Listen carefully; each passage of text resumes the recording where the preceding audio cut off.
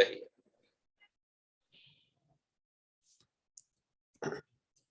अच्छा, ये जो CRUD ऑपरेशन है MongoDB के साथ, इसकी मैं कॉपी बना रहा हूं और इसको मैं नाम दे देता हूं कि अटेंडेंस ऐप विद MongoDB। सही।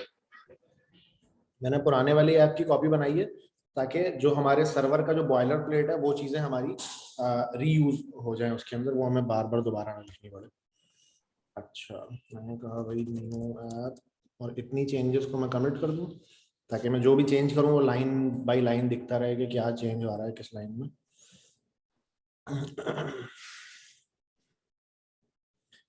अच्छा जी, अब हमारे पास एक अदद यहाँ पे HTML की फाइल है, राइट। इसको ओपन कर लेते हैं कि इस HTML की फाइल में अभी क्या है और हमें अटेंडेंस ऐप को अचीव करने के लिए इस फाइल में क्या चाहिए होगा।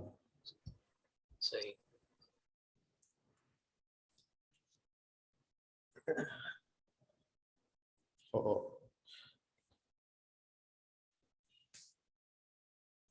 अच्छा, अभी हमारे पास एक अदद टेक्स्ट बॉक्स बना हुआ है और एक सबमिट का बटन है, और गेट ऑल पोस्ट हम प्रेस करते हैं तो वो सारी पोस्ट को गेट करके लाता है। अच्छा,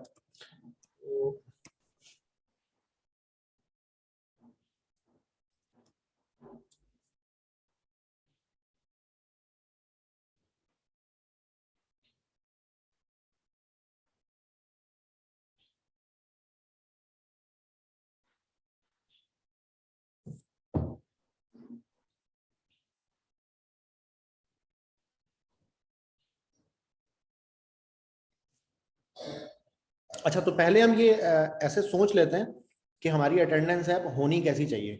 अच्छा सलील, क्या आप बता पाएंगे कि लास्ट क्लास में जो आप लोगों ने थिंक थ्रो किया था, तो क्योंकि मुझे मौका नहीं मिला वो क्लास अटेंड कर पाने का, और मैं वीडियो भी नहीं देख पाया, तो आप लोगों ने क्या डिसाइड किया था कि किस तरह की वो ऐप होगी, उसमें स्क्रीन कैसी होगी?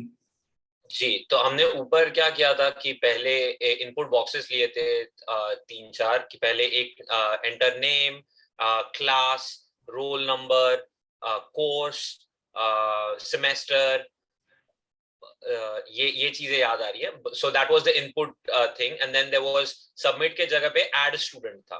फिर ऐड स्टूडेंट क्लिक करने पे उसके नीचे टेबल जो था वहां पे वही चीज टेबल कॉलम्स और रो में दिख रहे थे। Now, once the names were entered in that table में और एक मजीद 2 कॉलम्स थे जिसमें एक में अटेंडेंस आप मार्क कर सकते हो और फिर कंफर्म का बटन उसके बाजू में। So you can mark present, absent या late, and then on the right of it there is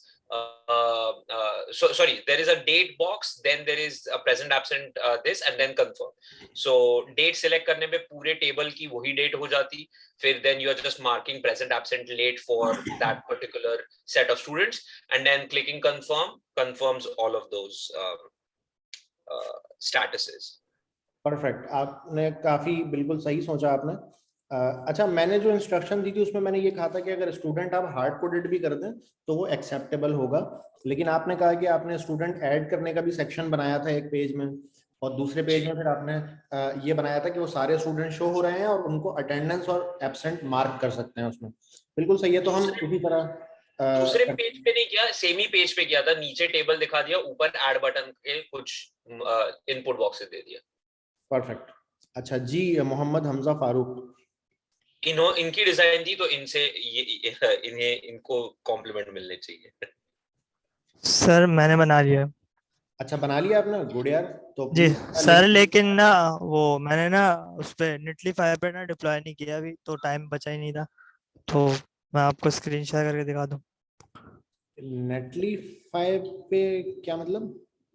sir मैंने बैकएंड अलग बनाया है और फ्रंट एंड मैंने रिएक्ट पे बनाया और उसको नेटलीफाई पे डिप्लॉय करना था, वो तो टाइम नहीं बचा।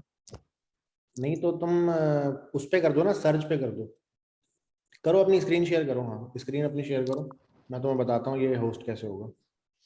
सर सर्च पे भी मुझे आता करना किया हुआ। क्या कह रहे हो? सर्च पे भी सर मैंने किया हुआ है, मैं अभी थोड़ा टाइम लगेगा, मुझे आता है सर्च पे करना। हाँ तो सर्च पे कर दो जल्दी से और मुझे लिंक भेज दो। सर आपने वो डिसेबल किया हुआ है। यार एक मिनट, मुझे आई थिंक स्टॉप करना पड़ेगा। अच्छा अब देखो, अब आ रहा होगा तुम्हारे पास। Who can start screen sharing? No.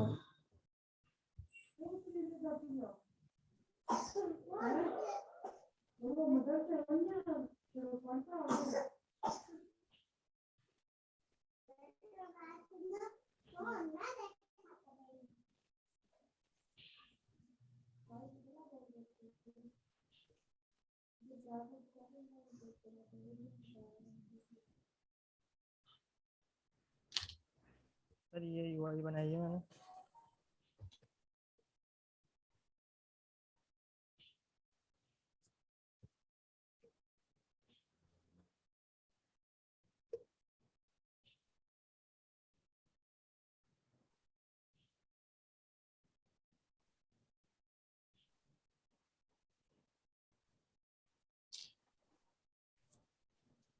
यहाँ पर ना वो स्टूडेंट कॉल होते जाएगा।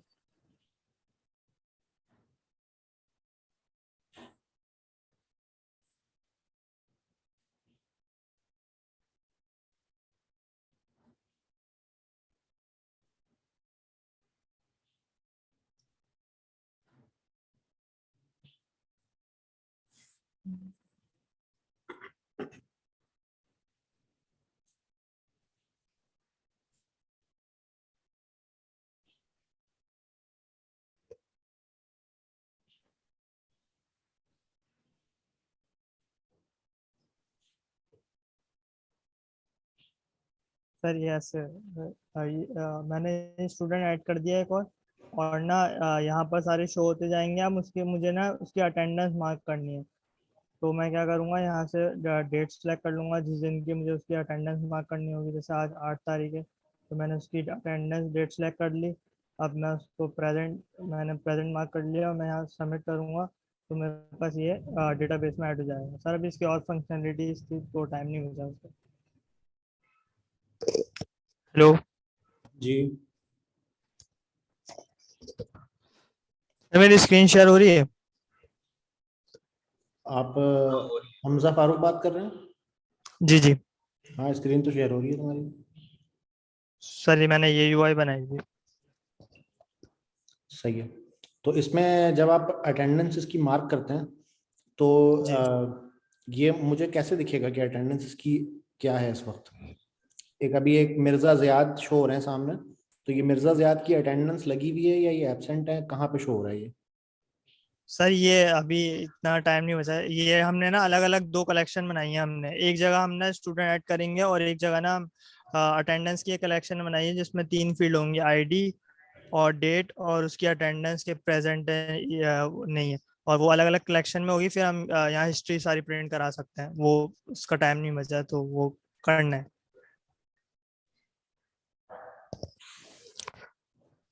चलें, सही है, परफेक्ट। ये अच्छा आप ये सारा डेटाबेस में सारा हाँ, डेटाबेस दिखाएं कैसे होगा अटेंडेंस database में? अटेंडेंस मार्क होगा इसकी। ये सही। आईडी थी और प्रेजेंट। मतलब प्रेजेंट मार्क करने पे हम एक ही आइकॉन भी दिखा सकते हैं आई थिंक, बट अगेन उस पे काम करने का मौका नहीं मिला होगा आपको। सर ये देखें, ये ऐड हो गया। सही, परफेक्ट। ठीक है, तो अब अभी अपनी स्क्रीन स्टॉप कर दें आप, और फिर मैं अपनी स्क्रीन दोबारा से शेयर करता हूँ।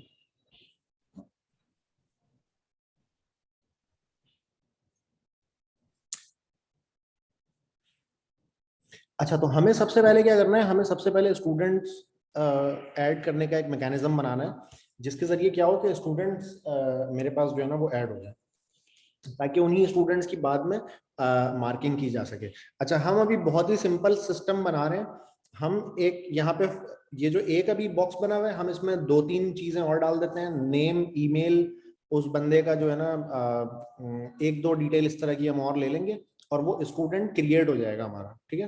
अब फिर उस स्टूडेंट की डेली बेसिस पे अटेंडेंस हम मार्क किया करेंगे। मिसाल के तौर पे हम जैसे ही पेज पर आएंगे वो 4 स्टूडेंट हमें दिख रहे होंगे और हर स्टूडेंट के सामने बटन आ रहा होगा कि मार्क प्रेजेंट। तो हम प्रेजेंट मार्क करते जाएंगे और वो स्टूडेंट की प्रेजेंट डेटाबेस में मार्क होती चली जाएगी, ठीक है।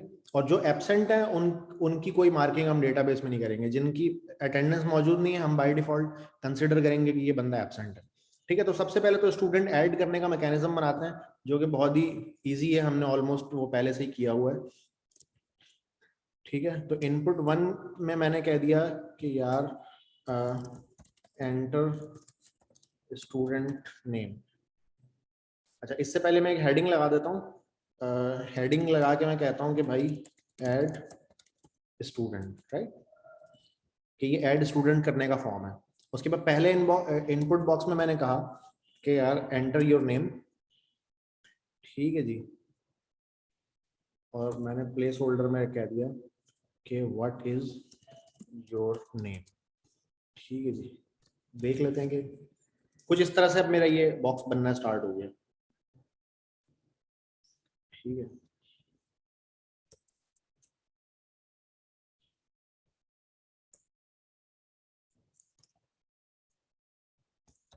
Enter student name here, okay.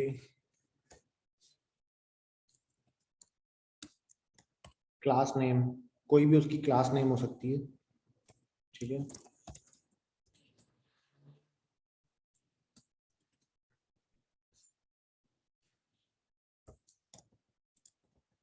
Roll number,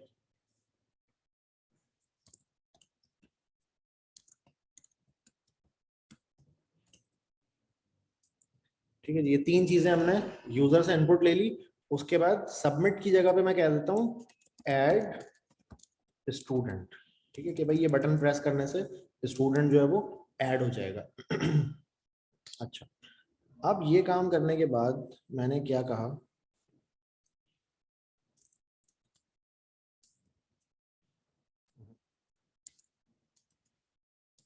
ये बॉक्सेस आपस में बहुत ज्यादा क्लोज हो रहे हैं, तो इसमें मैं कुछ मार्जिन पैडिंग वगैरह लगाने की जरूरत है, लेकिन वो फिलहाल हम अभी नहीं लगा रहे हैं। हम अभी फंक्शनैलिटी पे काम कर लेते हैं थोड़ा, ठीक है। ये स्टाइलिंग की जो चीज़ है ये हम अभी फिलहाल रहने देते हैं, ठीक है। ये बहुत ज्यादा आपस में ये क्लोज हो चुके हैं, चिपक गए हैं, लेकिन कोई प्रॉब्लम की बात नहीं है। अच्छा जी, ऐड स्टूडेंट का बटन हमने दबा दिया। अच्छा, ऐड स्टूडेंट होने पे जो फंक्शन चलता है उस फंक्शन का नाम क्या है, सेंड टू सर्वर। तो सेंड टू सर्वर के फंक्शन का नाम भी मैं क्या कर देता हूँ, ऐड स्टूडेंट, इसका नाम कर देता हूँ मैं, राइट। और नीचे मेरे फंक्शन का जो नाम है वो भी मैं चेंज करके यही कर देता हूँ, ऐड स्टूडेंट कर देता हूँ। अच्छा, ऐड स्टूडेंट का फंक्शन जब बंदा क्लिक करेगा तो ऐड स्टूडेंट का फंक्शन चलेगा। मैं ये देख लेता हूँ कि तीनों रिक्वायर्ड है, हाँ तीनों ये रिक्वायर्ड है। जब तक तीनों ये फिल नहीं करता बंदा, वो सबमिट का बटन काम ही नहीं करेगा क्योंकि तीनों रिक्वायर्ड है। अच्छा, तो अब मुझे यहाँ पे क्या करना है, इस जगह पर वो तीनों चीजें उठानी है, उनकी वैल्यूज उठानी है, ठीक है जी। तो तीनों की मैं आईडी देख लेता हूँ क्या है, ठीक है। इनपुट 1, इनपुट 2, इनपुट 3 कर देते हैं, ठीक है। सिंपल सिंपल से 3 आईडी कर देते हैं, इनपुट 1, इनपुट 2 और इनपुट 3। मैंने कहा इनपुट 1 जो है वो क्या है, स्टूडेंट नेम है। उसके बाद सेकंड क्या था हमारे पास, क्लास नेम, स्टूडेंट क्लास है। उसके बाद स्टूडेंट रोल है।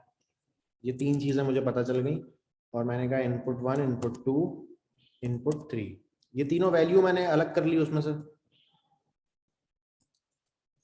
अब मैं इस चीज के लिए रेडी हूं कि मैं इन तीनों वैल्यूज को कहां भेजूं, अपने सर्वर पे भेजूं, ठीक है जी। और रिजल्ट के नाम से मेरे पास एक डिव बनी हुई है जिसमें मैं क्या दिखाता हूँ, जो भी रिस्पॉन्स आता है एपीआई का वो मैं इसमें दिखा देता हूँ। तो मैं इसको एज इट इज रहने देता हूँ जैसे ये है। अच्छा, तो अब मुझे एपीआई इसकी कैसी होनी चाहिए, axios.post, जो मेरा बेस यूआरएल है, बेस यूआरएल ये मेरा मौजूद है इस वक्त। बेस यूआरएल को असल में अलग से वेरिएबल इसलिए बना के रखा जाता है ताकि जब मैं चेंज कर सकूं फौरन से इसको ना, अगर मैं हरिको पे डिप्लॉय करता हूं तो मैं इसको चेंज कर दूं यहाँ पे से, तो वो हरिको के हर सर्वर को हिट करने लगते हैं, तो इसलिए इसको ना अलग रखा जाता है बेस यूआरएल को। तो मैंने कहा बेस यूआरएल पहले लिखो स्लैश और पोस्ट।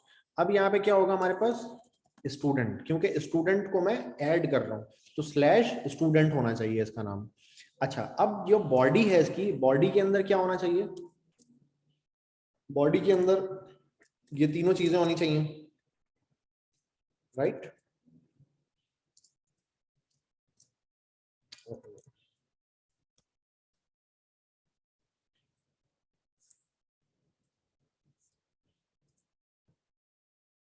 बॉडी के अंदर ये तीनों चीजें होनी चाहिए और ऐसे करके होना चाहिए, राइट। ये मैंने एक जेसन तैयार कर दिया जो यहाँ से भेज रहा हूँ, स्टूडेंट नेम इक्वल्स टू ये वाला वेरिएबल। अच्छा, जब इस तरह की सिचुएशन हो ना कि यहाँ पर भी सेम हो यहाँ पर भी सेम हो, तो ये जो फ्रंट वाला है ना इसको लिखने की जरूरत नहीं होती, अगर मैं इसको इतना भी लिख दूं ना तो भी काम चल जाता है। ये जावा स्क्रिप्ट है, ये सही है। ES6 में ये चीज इंट्रोड्यूस करवाई गई है कि जब ऑब्जेक्ट में ना आपको अगर की और वैल्यू का नाम दोनों सेम अगर आ रहा है तो आप सिर्फ एक लिख दें तो भी चलता है। लेकिन हम इसको इस तरह नहीं करेंगे, हम इसको सिंपल रखने के लिए हम क्या करेंगे, जो आसान सा तरीका है, जो इजीली समझ में आए वो तरीका मैं कर रहा हूँ, ठीक है। नया वाला तरीका मैं यहाँ पे नहीं कर रहा, लेकिन जस्ट मैंने बता दिया कि आप उस तरह भी करेंगे तो ये चलेगा। नया वाला तरीका सिर्फ MJS फाइल में चलता है या JS फाइल में भी, बेसिक में भी? सब में चलता है। थैंक्स। अच्छा, अब हमारे पास ये डेटा पहुंच गया मेरे पास सर्वर पे। अच्छा, सर्वर से मेरे पास रिस्पॉन्स आया, रिस्पॉन्स मोस्ट प्रॉब्ली मैं यही भेजूंगा वहां से कि स्टूडेंट क्रिएटेड, ठीक है, स्टूडेंट क्रिएटेड में वहां से रिस्पॉन्स भेजूंगा। अच्छा, उसके बाद है गेट ऑल पोस्ट, राइट। तो मुझे गेट ऑल पोस्ट की जगह क्या करना है, गेट ऑल स्टूडेंट करना है इसको, ठीक है। तो पहले मैं जो स्टूडेंट ऐड किया उसकी एपीआई पहले मैं देख लेता हूँ जरा जाके, उसकी एपीआई को हम बना लेते हैं, उसके बाद फिर गेट वाली एपीआई भी साथ साथ हम बना लेंगे, ठीक है जी। हम यहाँ पर आ चुके हैं अब अपने एक्सप्रेस के सर्वर पे। अच्छा, एक्सप्रेस में हम जैसे ही आते हैं हमारे पास एक अदद पोस्ट का स्कीमा मौजूद है, ठीक है। अच्छा, पोस्ट के स्कीमा को मैं रहने देता हूँ, ठीक है, उसको छेड़ने की जरूरत नहीं है। हम एक नया स्कीमा बना लेते हैं, इसका नाम हम क्या रखेंगे, इसका नाम हम रखेंगे स्टूडेंट स्कीमा, ठीक है। स्टूडेंट स्कीमा है ये, और इसका जो डेटाबेस में नाम होगा वो कैपिटल S से स्टूडेंट, ठीक है। यहाँ पे मैं स्टूडेंट लगा रहा हूँ, लेकिन मोंगोस क्या करता है इसमें S ऑटोमेटिकली लगा देता है, ठीक है। तो मैं S इसमें लगा नहीं रहा हूँ, लेकिन MongoDB पे ये जब पहुंचेगा तो ये इसका नाम स्टूडेंट्स होगा, ठीक है। अच्छा, तो ये मैंने कर दिया, और वो स्टूडेंट्स नाम का कलेक्शन बनेगा। हाँ, स्टूडेंट्स के नाम का S होगा कलेक्शन के नाम के अंदर, ठीक है। वो इस वजह से आता है, यहाँ पे जो नाम लिखूंगा मैं वो कलेक्शन का नाम बन रहा होगा MongoDB के अंदर। तो ये मेरे पास भाई अब स्टूडेंट का तैयार हो गया। एक मेरे पास कलेक्शन पहले से था, वो उसको मैं छेड़ना नहीं, उसको मैं छोड़ दे रहा हूँ ऐसे जैसे था वो, नया कलेक्शन में बना ले रहा हूँ, ठीक है। अब ये स्टूडेंट मेरे पास आ चुका है। अब मुझे क्या चाहिए, app.post स्टूडेंट चाहिए मुझे। अच्छा, मैं इसकी एपीआई को भी छोड़ देता हूँ ना, जो एपीआई बनी हुई है उसको छोड़ देता हूँ, ठीक है। नई एपीआई बनाते हैं इसके नीचे, ठीक है। ये जो पहले से बनी हुई एपीआई थी इसको छोड़ देते हैं, ठीक है भाई। इसको मैंने छोड़ दिया, और यहाँ पे अब आगे बनाता हूँ मैं, किसी एक को मैं डुप्लीकेट मार लेता हूँ, ठीक है। ये डुप्लीकेट मैंने इस वजह से मारा कि मुझे कोड रिपीट ना करना पड़े। उसको छोड़ने का क्या रीजन है? नहीं, मतलब पॉइंट मेरा ये है, असल में किसी ने कल एक सवाल शायद पूछा था, वो मेरे जहन में है किसी क्वेश्चन में, कि सर अगर एक स्कीमा बना हुआ है, मुझे दूसरा स्कीमा बनाना है तो फिर मैं क्या करूँ, ठीक है। अच्छा, इस चीज को मद्देनजर रखते हुए मैं ये इस तरह से कर रहा हूँ कि अगर इसको हम रहने भी दें तो ये कुछ बोल नहीं रहा मैं, ठीक है। हम एक दूसरी एपीआई अब बना रहे हैं, ये ऊपर पड़ी रहेगी, अगर कोई हिट करेगा तो ये चलेगी भी एपीआई। हमने फ्रंट एंड से इसके मैकेनिज्म को हटा दिया, लेकिन अगर फ्रंट एंड से कोई इस एपीआई को अभी भी हिट करेगा तो ये वर्किंग एपीआई है, ये काम करेगी। अच्छा, तो मैंने कहा app.post स्टूडेंट। अच्छा, फिर स्टूडेंट के 4 बनेंगे, ठीक है ना। एक हो गया, एक पोस्ट हो गया, सही है। उसके बाद होगा गेट हमारा, ठीक है। और गेट के बाद फिर एक और होगा स्टूडेंट्स, जिसमें सारे स्टूडेंट हम दे रहे होंगे उठा के यहाँ से, राइट। ये 3 मेरे एक जो स्टैंडर्ड है रेस्ट एपीआई का, उसके हिसाब से मैंने 3 ये तैयार कर लिए। अच्छा, तो सबसे पहले पोस्ट वाले को हम प्रॉपर काम करते हैं उसका, उसके बाद फिर नीचे वालों पर हम आएंगे। अच्छा इसको तो मैं उड़ा देता हूँ। मुझे क्या करना होगा, student dot sorry let new student equals to new student, right. और इसके अंदर मुझे अब पूरा इसको वो ऑब्जेक्ट देना पड़ेगा। अब मेरे ऑब्जेक्ट में क्या चीज़ है, मैं वहीं से कॉपी करके ले आता हूँ जहाँ से मैंने भेजा था। ये इस तरह का मेरा पूरा ऑब्जेक्ट है, ठीक है जी। अच्छा मैंने एक काम और भी नहीं किया, मैंने स्टूडेंट के स्कीमा में ये चीज़ें रखी भी नहीं है अभी तक। अभी रख देते हैं।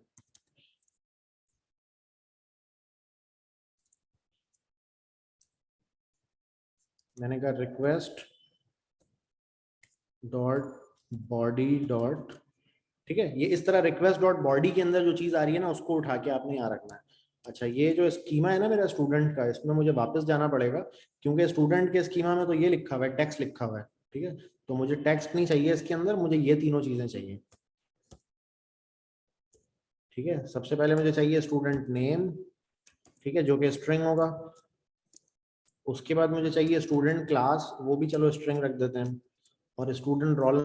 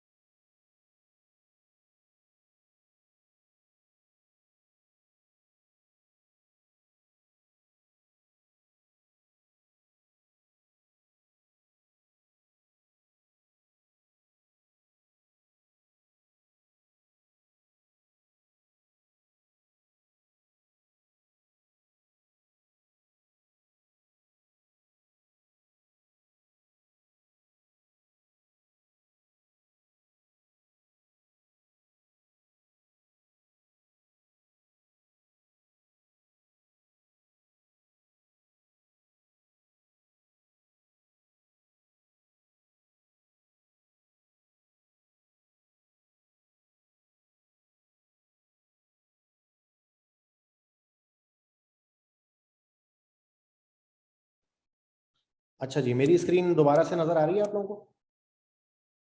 जी गुड यार, मेरे राउटर की तार हिल गई थी।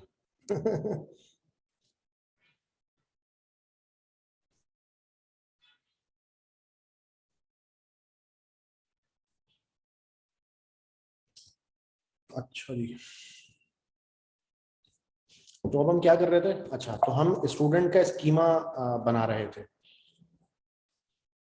तो मैंने स्टूडेंट का नेम ऐड कर दिया स्कीमा में, ठीक है। स्टूडेंट की क्लास ऐड कर दी है, और स्टूडेंट की क्लास के बाद लास्ट वाला क्या था, रोल नंबर था उसका।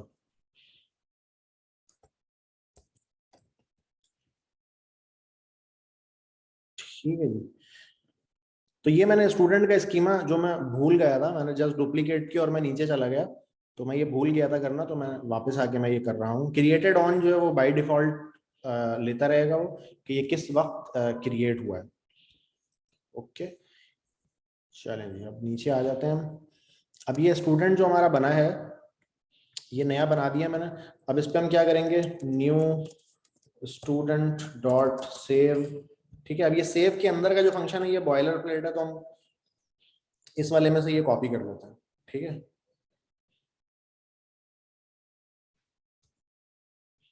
ठीक है जी, ओके आ गया मेरा वो, ठीक है। ये तो हमेशा इसी तरह रहेगा, स्टूडेंट इज क्रिएटेड, ठीक है। मैसेज मैंने इसका चेंज कर दिया कि भाई स्टूडेंट क्रिएट हो गया। अच्छा उसके अलावा अब मुझे इसमें थोड़ी सी वैलिडेशन भी चाहिए स्टूडेंट के अंदर, ठीक है। वो वैलिडेशन क्या चाहिए कि अगर ये तीनों चीजें बॉडी में मौजूद ना हो तो वो उसको रिटर्न करे कि यार ये आपने बॉडी में भेजा नहीं। तो ये वैलिडेशन वाला पार्ट भी मैं ऊपर से कॉपी कर लेता हूँ, जो मैंने पहले से ही एक दूसरी उसमें करा हुआ है, किया हुआ है।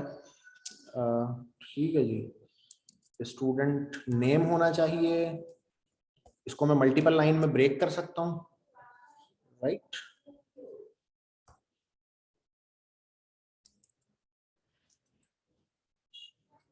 स्टूडेंट डॉट क्लास होना चाहिए, ठीक है जी, और स्टूडेंट डॉट स्टूडेंट का रोल नंबर होना चाहिए।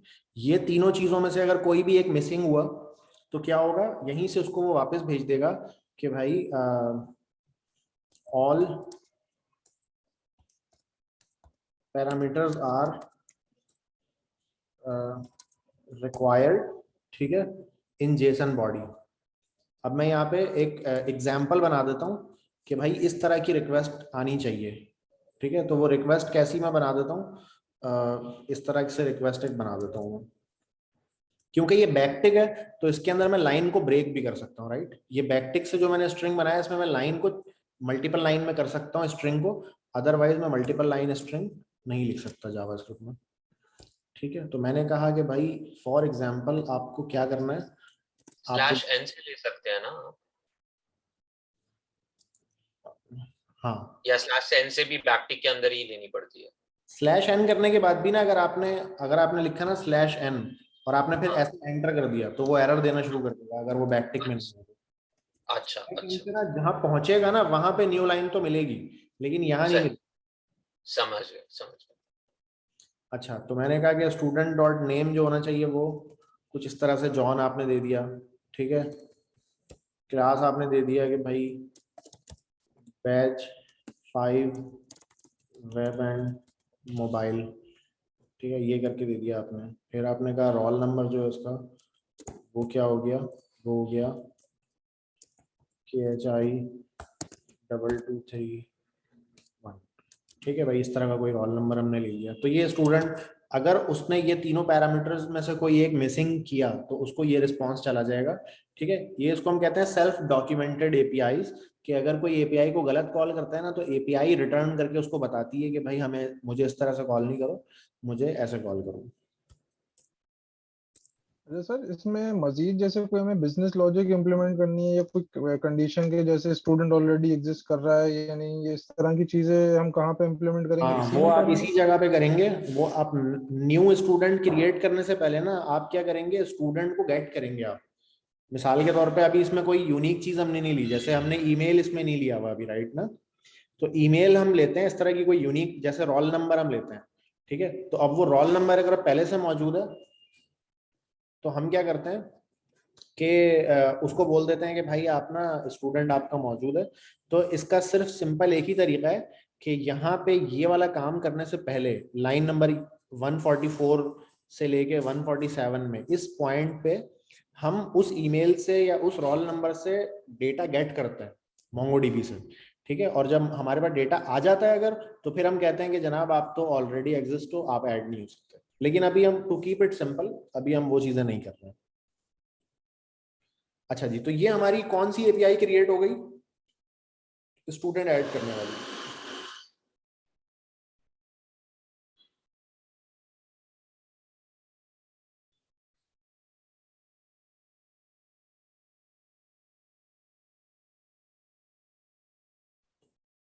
अच्छा, तो अब हम एक काम करते हैं, सर्वर को रन करते हैं और स्टूडेंट को हम ऐड करके जरा देख लेते हैं कि स्टूडेंट ऐड कैसे होता है हमारे पास। मैंने कहा CD कौन से फोल्डर में हूं मैं, CD 8 में हूँ। CD 8,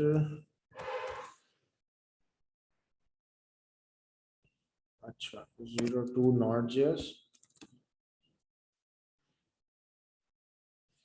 npm run dev, ठीक है जी। तो होपफुली मैंने ये सर्वर सही रन कर दिया और MongoDB नीचे कनेक्टेड भी मेरे पास लिखा हुआ आ गया। अच्छा, साथ में MongoDB को ओपन भी कर लेते हैं। MongoDB को ओपन करने का तरीका हमारे पास क्या है, एक तो है Robo3D, ये भी एक तरीका है, एक MongoDB कंपास है। इन दोनों के जरिए आप इसको कनेक्ट कर सकते हैं, इस डेटाबेस को आप देख सकते हैं। अच्छा, तो मैंने कहा कि AI class DB connection most probably यही वाला है जो मैंने सेटअप किया हुआ है। अच्छा जी,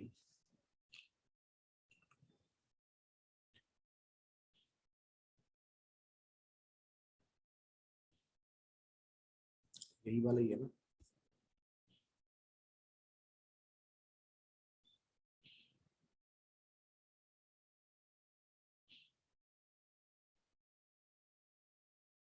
cluster 09VQBS, my first database.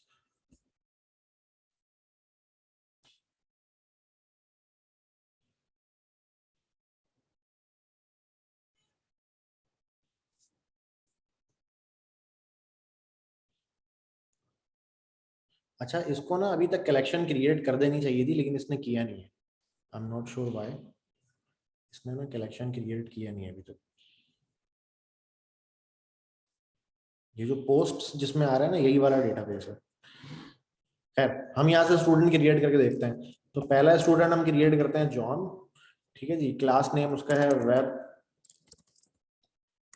Web development, ठीक है। रोल नंबर है उसका KHI2211 और हमने कहा ऐड स्टूडेंट, ठीक है जी। स्टूडेंट इज क्रिएटेड लिखा हुआ आ गया यहाँ पे।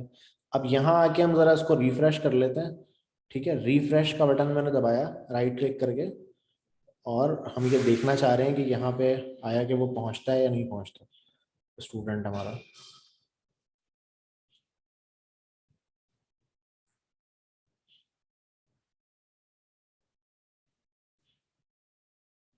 ये क्या हो रहा है, स्टूडेंट यहाँ पहुंचा क्यों नहीं है? मैंने कोड में क्या कलेक्शन का नाम सही लिखा है? स्टूडेंट लिखा है मैंने नाम इसका, और स्टूडेंट स्कीमा लिखा है।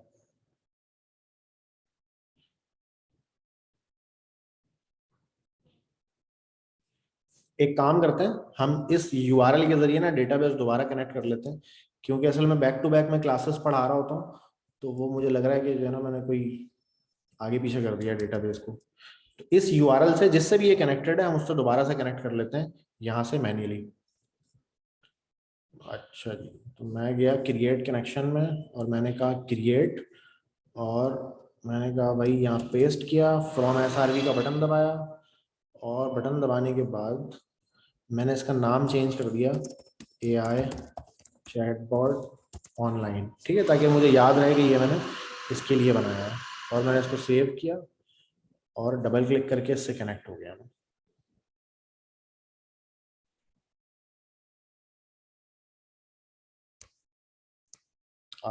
This is a different database. Okay, खैर, तो स्टूडेंट्स हमारे पास पहुंच चुका है यहाँ पे इस कलेक्शन के अंदर, राइट। और ये वो स्टूडेंट यहाँ पे मेरे पास आ चुका है। मैं पहले गलत डेटाबेस में देख रहा था, इसलिए मुझे वहां पे वो नहीं मिल पा रहा था।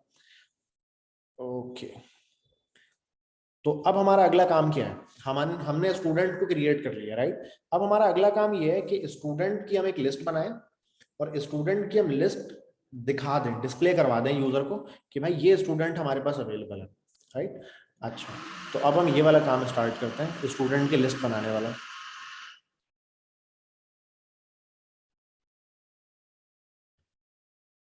अच्छा, अभी ये मीटिंग एंड होगी तो मैं फौरन ही दोबारा शुरू कर दूंगा मीटिंग, तो प्लीज सब लोग जल्दी से कनेक्ट हो जाइएगा उससे।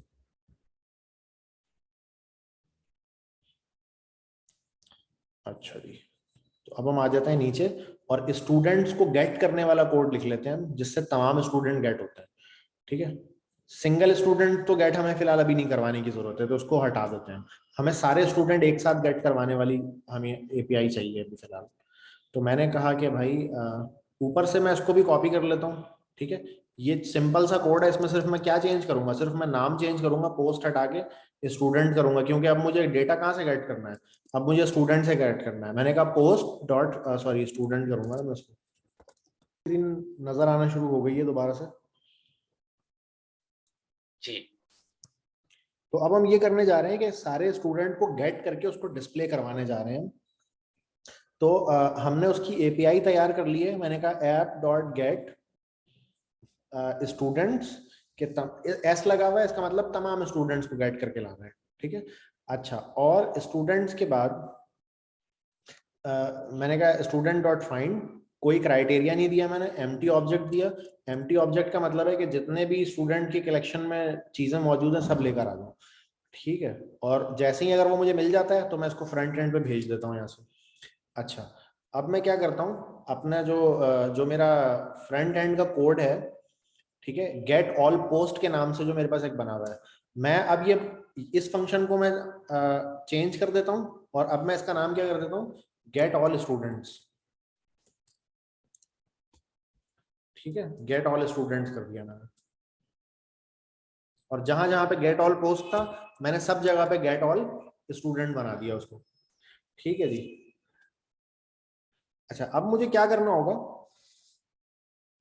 अब मुझे करना ये होगा कि जाहिर है अब जो स्टूडेंट का रिस्पांस आया है वो थोड़ा सा मुख्तलिफ है, क्योंकि पोस्ट में जो आता था वो क्या आता था, सिर्फ टेक्स्ट आ रहा होता था। ठीक है, और वहां पे कुछ भी नहीं आ रहा होता था। तो अब मेरे पास इसमें तीन चीजें आ रही होंगी। ठीक है, एक अदर टेक्स्ट आ रहा होगा, जो जो मैंने रखा है वही आ रहा होगा ऑफ कोर्स, स्टूडेंट का नेम, स्टूडेंट का क्लास, स्टूडेंट का रोल नंबर, राइट। तो अब मैं इसी के अकॉर्डिंगली यहाँ पे चीजें मैनेज कर लेता हूँ। सबसे पहले स्टूडेंट का नेम आ रहा होगा, ठीक है, उसके बाद स्टूडेंट क्लास, ठीक है जी, और उसके बाद स्टूडेंट का रोल नंबर।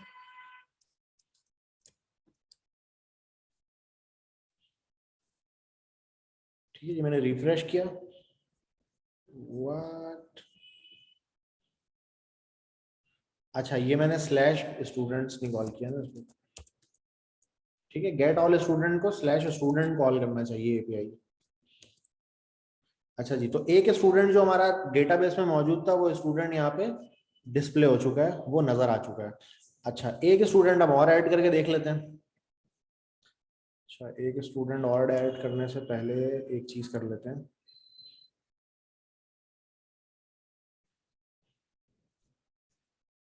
थोड़ा सा लाइन ब्रेक यहाँ पे भी ऐड कर देते हैं।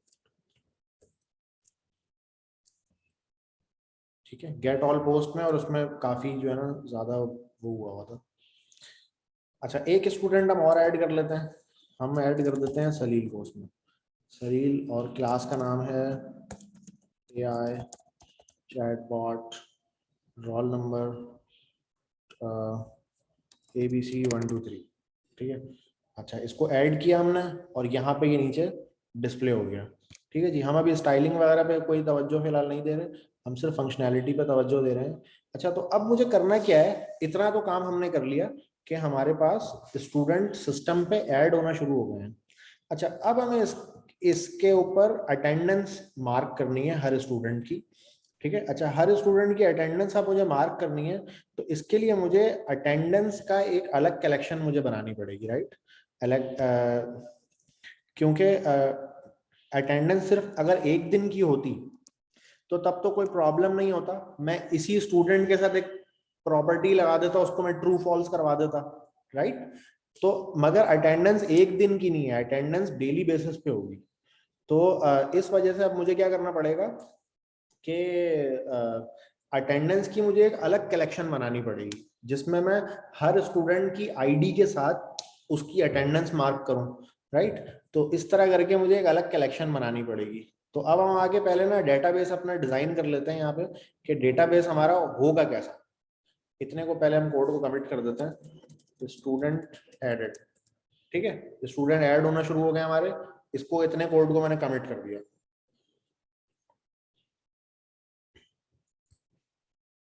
अच्छा, आप लोग भी ना अपनी यही आदत बनाएं कि जैसे ही एक फंक्शनैलिटी कंप्लीट हो जाए कोशिश किया करेंगे कोड को कमिट कर दें, पुश कर दें।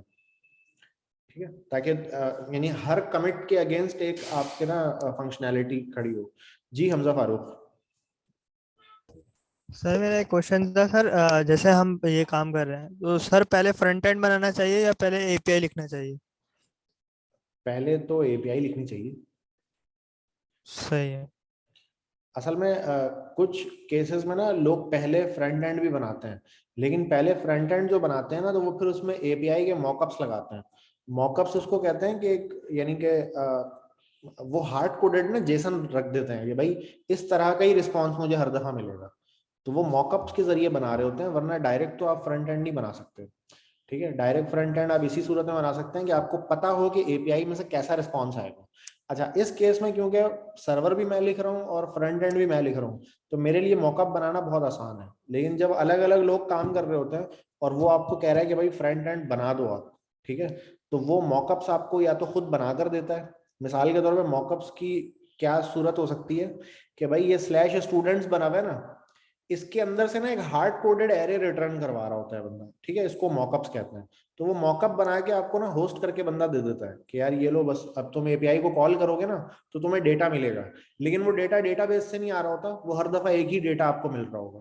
तो उस बेस पे भी एक फ्रंट एंड बनाया जा सकता है, लेकिन बेहतर ये है कि अगर सर्वर लिख चुके हो आप पूरा तो ज्यादा बेहतर है। अच्छा भाई, तो हम आके ना अपना डेटाबेस जरा डिजाइन कर लेते हैं कि हमारे पास जो है ना वो किस तरह की होगी वो चीज।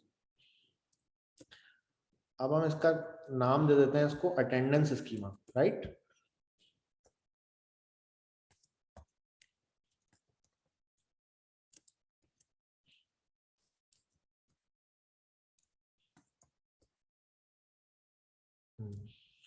स्पेलिंग देख रहा था मैं, अटेंडेंस स्कीमा कर दिया इसको मैंने।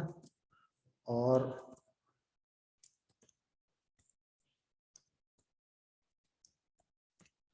अटेंडेंस के नाम से जो है ना कलेक्शन मैंने नाम रख दिया उसका। अच्छा, अब इस अटेंडेंस के अंदर क्या होगा, स्टूडेंट की आईडी होगी, राइट, स्टूडेंट की आईडी होगी, और उसका जो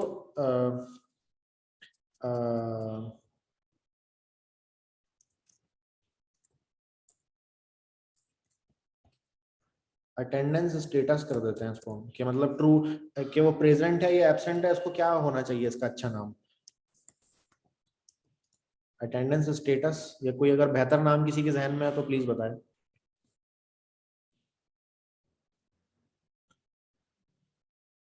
प्रेजेंस लिख सकते हैं। हाँ, बल्कि इज प्रेजेंट कर देते हैं इसको। बस ये ट्रू होगा तो मतलब है कि प्रेजेंट है, और अगर फॉल्स होगा तो इसका मतलब है कि नॉट प्रेजेंट है। अच्छा, स्टूडेंट रोल की इसमें मुझे जरूरत नहीं है, तो उसको बूलियन करेंगे या स्ट्रिंग करेंगे हम? हाँ इसको बूलियन होगा फिर ये, करेक्ट। अच्छा, तो स्टूडेंट आईडी और इज प्रेजेंट, और क्रिएटेड ऑन में वो डेट ऑटोमेटिकली उस दिन की वो उठा लेगा, जब भी अटेंडेंस लग रहा होगा उस टाइम की डेट वो ऑटोमेटिक उठा लेगा। तो हमें पता चल जाएगा कि भाई आज की जो अटेंडेंस है वो इस बंदे की मार्क हो गई, राइट। तो हम यहाँ पे सिर्फ उसको अटेंडेंस को मार्क कर रहे हैं। अच्छा, हमारे पास जब दिन गुजर चुका होगा, राइट, जब हम इस वक्त डेटाबेस डिजाइन कर रहे हैं, इसमें दिन गुजर जाएगा जब, तो हमारे पास कोई ऑप्शन नहीं होगा कि हम पीछे वाली अटेंडेंस को चेंज कर सकें, ठीक है। हमारे अभी हम उस सिस्टम में अपने ये ऑप्शन फिलहाल हम नहीं रख रहे हैं। हम ये रख रहे हैं कि आज के दिन में आज ही की अटेंडेंस लग सकती है, कल की अटेंडेंस नहीं लगेगी आज के दिन में रहते हुए, ठीक है। और आज के दिन जब खत्म हो जाएगा तो फिर आज की अटेंडेंस को चेंज नहीं किया जा सकता, वो हार्ड कोडेड हो जाएगी हमारे पास। तो हम इस वजह से क्या रख रहे हैं, क्रिएटेड ऑन को ऑटोमेटिक रख रहे हैं कि ये जो भी डेटाबेस पे मेरे उस वक्त डेट हो ना वो लग जाए उसके अंदर, ठीक है जी। एक सवाल, हमने ऊपर वाले स्टूडेंट स्कीमा में स्टूडेंट आईडी नहीं लिया, नहीं, ये तो अंडरस्कोर हर इसमें ना अंडरस्कोर आईडी ऑटोमेटिक क्रिएट कर लेता है। सही, तो हम उसी को हम एसेंशियली स्टूडेंट आईडी कह रहे हैं। उसको स्टूडेंट आईडी कह रहा है क्योंकि वो थ्रू आउट द डेटाबेस ना वो हर स्टूडेंट का यूनिक होगा। तो हमारे पास यूनिक कोई दूसरी प्रॉपर्टी तो है नहीं फिलहाल, ठीक है। हम रोल नंबर को भी इस्तेमाल कर सकते हैं, लेकिन आईडी को इस्तेमाल करना जो है वो ज्यादा बेहतर है, क्योंकि डेटाबेस में ना वो थोड़ा फास्ट काम करती है अगर आईडी से हम चीज को कर रहे हो तो। डेटाबेस में ना एक चीज कहलाती है इंडेक्सिंग, ठीक है। तो जो आईडी होती है ना वो बाय डिफॉल्ट इंडेक्स होती है। तो जैसे हमने लास्ट क्लास में जिक्र किया था कि जब आईडी के जरिए हम फाइंड आउट करते हैं किसी चीज को, तो वो क्या करता है, उसको बाइनरी सर्च के जरिए फाइंड करता है। तो बाइनरी सर्च के लिए रिक्वायरमेंट होती है कि वो चीज ना सॉर्ट होनी चाहिए, ठीक है। तो असल में इंडेक्सिंग उसी चीज को कहते हैं कि वो ना एक दफा ही सबको ढूंढ के और वो सॉर्ट कर लेते हैं उसको ना, तो उसको कहते हैं इंडेक्सिंग। तो डेटाबेस में ना इंडेक्सिंग जब हुई भी होती है ना जिस चीज की, उस पे बाइनरी सर्च काम करता है जब भी हम उस पर सर्च लगाते हैं तो, ठीक है। तो हमारे केस में हमारे पास सिर्फ अंडरस्कोर आईडी ऐसी चीज है जिसपे इंडेक्सिंग हुई भी है, ठीक है। अच्छा, हम रोल नंबर पे भी इंडेक्सिंग करवा सकते हैं, ठीक है। हम क्या कर सकते हैं, रोल नंबर पे भी इंडेक्सिंग करवा सकते हैं, लेकिन हम कोशिश करते हैं कि हम चाहे तो हम सारी फील्ड्स पे इंडेक्सिंग करवा लें, लेकिन हम ये काम करते नहीं है। वो इसलिए नहीं करते क्योंकि जब नया डेटा ऐड होगा ना, स्टूडेंट रोल को अगर मैंने इंडेक्स कर दिया तो अब जब नया डेटा ऐड होगा तो वो क्या होगा, वो उस इंडेक्स में दोबारा से जाके चलेगा, वो इंडेक्सिंग का फॉर्मूला दोबारा रन होता है, वापस चलेगा, right? So essentially it will consume resources because it will run index every time we add a new student, indexing thing every time we add a new student. हाँ, तो अच्छा वो थोड़ा उन्होंने एफिशिएंट वे रखा हुआ है, मतलब वो पहले से जो इंडेक्स हुआ हुआ डेटा होता है ना उसी में ढूंढते हैं कि अभी जो रोल नंबर आया वो पुट कर देते हैं, तो थोड़ा वो एफिशिएंट वे है। इट्स नॉट कि वो पूरे को दोबारा रन करेगा, लेकिन स्टिल इस रिसोर्स को कंज्यूम कर रहा होता है। अगर हम ज्यादा इंडेक्सिंग करें ना बिला वजह की, तो वो हमारे डेटाबेस को स्लो डाउन करता है। तो मतलब वो ऐसे कंप्यूटर साइंस में होता है ना कि टाइम और स्पेस का गेम रहता है, तो इंडेक्सिंग से मेरा टाइम बचता है। कब बचता है? जब मैं सर्च करता हूँ, जब मैं फाइंड आउट करता हूँ कोई चीज। लेकिन वो उसके जब मैं इंडेक्सिंग करता हूँ, तो जब डेटा में राइट करता हूँ ना, तो उस टाइम पे मुझे वो ज्यादा स्पेस ले रहा होता है। स्पेस इस सेंस में कि ज़ाहिर है इंडेक्सिंग के लिए मुझे अलग से स्पेस चाहिए होती है, एक्चुअल डेटा अलग है, इंडेक्सिंग का स्पेस अलग है, और थोड़ी रिसोर्स भी मेरी ले रहा होता है वो, जब जब मैं उसके अंदर नया डेटा ऐड करता हूँ। Make sense, thanks. अच्छा जी, स्टूडेंट आईडी। अच्छा जी, तो जितने भी लोग हमारे साथ इस वक्त कनेक्टेड हैं, प्लीज इस डेटा स्ट्रक्चर को जरा देखें। यानी जो डेटाबेस हमने डिजाइन किया है, इसमें अगर कोई बेहतरी आप सजेस्ट कर सकते हैं तो प्लीज जरूर कीजिए। क्या ख्याल है, ये सही बना हुआ है? इस तरह ही होना चाहिए उसको? आई थिंक सही है। अच्छा, मैं ये सवाल इस वजह से कर रहा हूँ कि मैं अज्यूम कर रहा हूँ कि तकरीबन 1 हफ्ता हो गया हमें डेटाबेस को पढ़े हुए। जब हमने ये वाला बनाया था ना, जो नंबर 6 के जो फोल्डर बना हुआ है, ये वाली क्लास पढ़े हुए हमें तकरीबन 1 हफ्ता हो चुका है, क्योंकि हमने लास्ट थर्सडे को पढ़ी थी क्लास। तो सैटरडे और फिर अभी थर्सडे दोबारा आने वाला है। तो मैं ये उम्मीद कर रहा हूँ कि आप डेटाबेस से मतलब उस पर हैंड्स ऑन करते रहे हैं, कुछ ना कुछ प्रैक्टिस करते रहे हैं आप। तो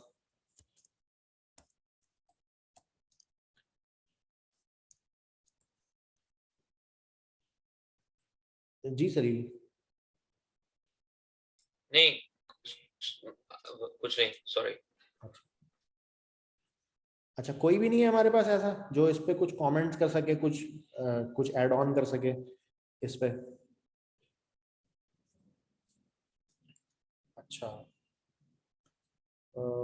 मैसेजेस। सर ऐप क्रैश क्यों हो जाता? वो ऐप क्रैश इस वजह से हो रही थी कि मैंने इसका नाम ना स्टूडेंट रखा हुआ था, तो 2 स्टूडेंट के नाम से हो रहे थे, इसका नाम अटेंडेंस होना चाहिए, तो मैंने सही किया तो हो गया। अच्छा, तो अब मैं जरा गौर करता हूँ कि इसमें सारी चीजें क्या सही चलेंगी जो हम सोच रहे हैं। सर इसमें स्टूडेंट आईडी कैसे मिलेगी हमें, क्योंकि वो तो ऑटो क्रिएटेड हो रही है, तो वो क्या पहले लिस्ट निकालें उसके बाद वो हाँ, वो स्टूडेंट कैसे आ दिख रहा रहा होगा होगा ये? ना मुझे, हर स्टूडेंट के सामने एक बटन होगा कि मार्क प्रेजेंट। सही सही, है। तो उसमें मतलब नाम आ रहा होगा उसका, लेकिन आईडी दिखाएंगे क्या हम उसकी? आईडी दिखा तो रहे हैं, देखो ना आईडी दिखा रहे हैं। हमारे पास 2 स्टूडेंट है, दोनों की आईडी दिखा रहे हैं हम। ना भी दिखाएं सही तो वैसा फर्क नहीं पड़ता है, क्योंकि डिलीट अपडेट में अगर हम देख चुके हैं, डिलीट और अपडेट जिस तरह कर रहे थे हम, कि आईडी हम डिस्प्ले ना भी कराएं तो वो डिलीट हम फिर भी कर सकते हैं, क्योंकि आईडी मिल रही है हमें, मिलना जरूरी है, डिस्प्ले करना जरूरी नहीं है। जैसे इसमें जैसे हमने जो स्टूडेंट क्रिएशन और वो एक वो अलग स्कीमा चल रहा है, उसकी हमने अलग एपीआई लिखी हुई है, और इसमें अटेंडेंस की है, तो हम क्या अलग अलग बना सकते हैं इनकी? मैं ये समझा नहीं, बात दोबारा पूछूं। मतलब ये कि अटेंडेंस का हम जो है कोड अलग रखें, और स्टूडेंट का जो है एंट्री या उसका रिट्रीवल का कोड वो हम अगर अलग रखें, तो वो कैसे मैनेज करेंगे हम? नहीं, कोड अलग रखें या कलेक्शन अलग अलग जैसे मैंने बनाया हुआ है, इसकी बात कर रहे हैं आप? मतलब कोड हम अलग अलग रखेंगे, मतलब ये कोड थोड़ा सा वो हो जाता है ना, बहुत ज्यादा कोड एक ही फाइल के अंदर बन रहा है। हाँ, असल में आप ये पूछ रहे हैं कि एक ही फाइल में अभी कोड जो है वो काफी ज्यादा होता जा रहा है, 200 लाइन तकरीबन हमने लिख ली है, और अभी और तकरीबन हम 100 लाइन के करीब कोड शायद लिखना पड़े हमें। तो जी सर। जी हम बिल्कुल इसको ब्रेक कर सकते हैं। हम इस फाइलों को ना ब्रेक डाउन कर सकते हैं 2-3 फाइलों में, ठीक है? तो अगर मौका मिला तो आज हम वो कवर कर लेंगे। उसको आप अलग से भी सर्च कर सकते हैं, उसको हम कहते हैं एक्सप्रेस राउटर्स। ये जो एक्सप्रेस का फ्रेमवर्क सर हम इस्तेमाल कर रहे हैं ना, इसमें राउटर्स होते हैं जिसके जरिए हम क्या कर सकते हैं, 2 3 4 फाइलों में उसको स्प्लिट कर सकते हैं अपने पूरे एक्सप्रेस के सर्वर को। ठीक है जी, सही सही सर। अच्छा और ये MongoDB वाला जो कोड है इसको तो मैं डायरेक्टली वैसे ही इसको मैं अलग कर सकता हूँ। मैं इसको बल्कि अभी हाथ के हाथ इसको अलग कर ही देता हूँ। मैं इसको मैंने यहाँ से कट किया और MongoDB का पूरा कोड मैं दूसरी जगह पर लेकर चला जाता हूँ। ठीक है, मैं इसका नाम रख देता हूँ db.mjs, राइट, और सारा कोड मैंने यहाँ पेस्ट कर दिया। अच्छा रिक्वायर भी इसको जो ऊपर इंपोर्ट है वो भी मुझे अब इस फाइल में करना पड़ेगा, राइट। ठीक है, इंपोर्ट भी अब मैं इसी फाइल में करूंगा इसको, क्योंकि और कहीं मैं इस्तेमाल नहीं कर रहा। अच्छा अब लास्ट में मैं क्या करूंगा,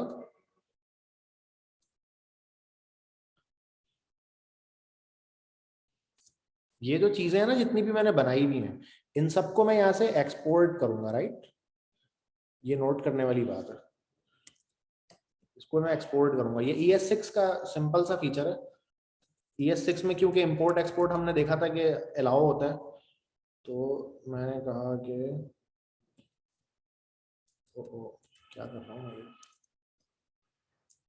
export constant attendance.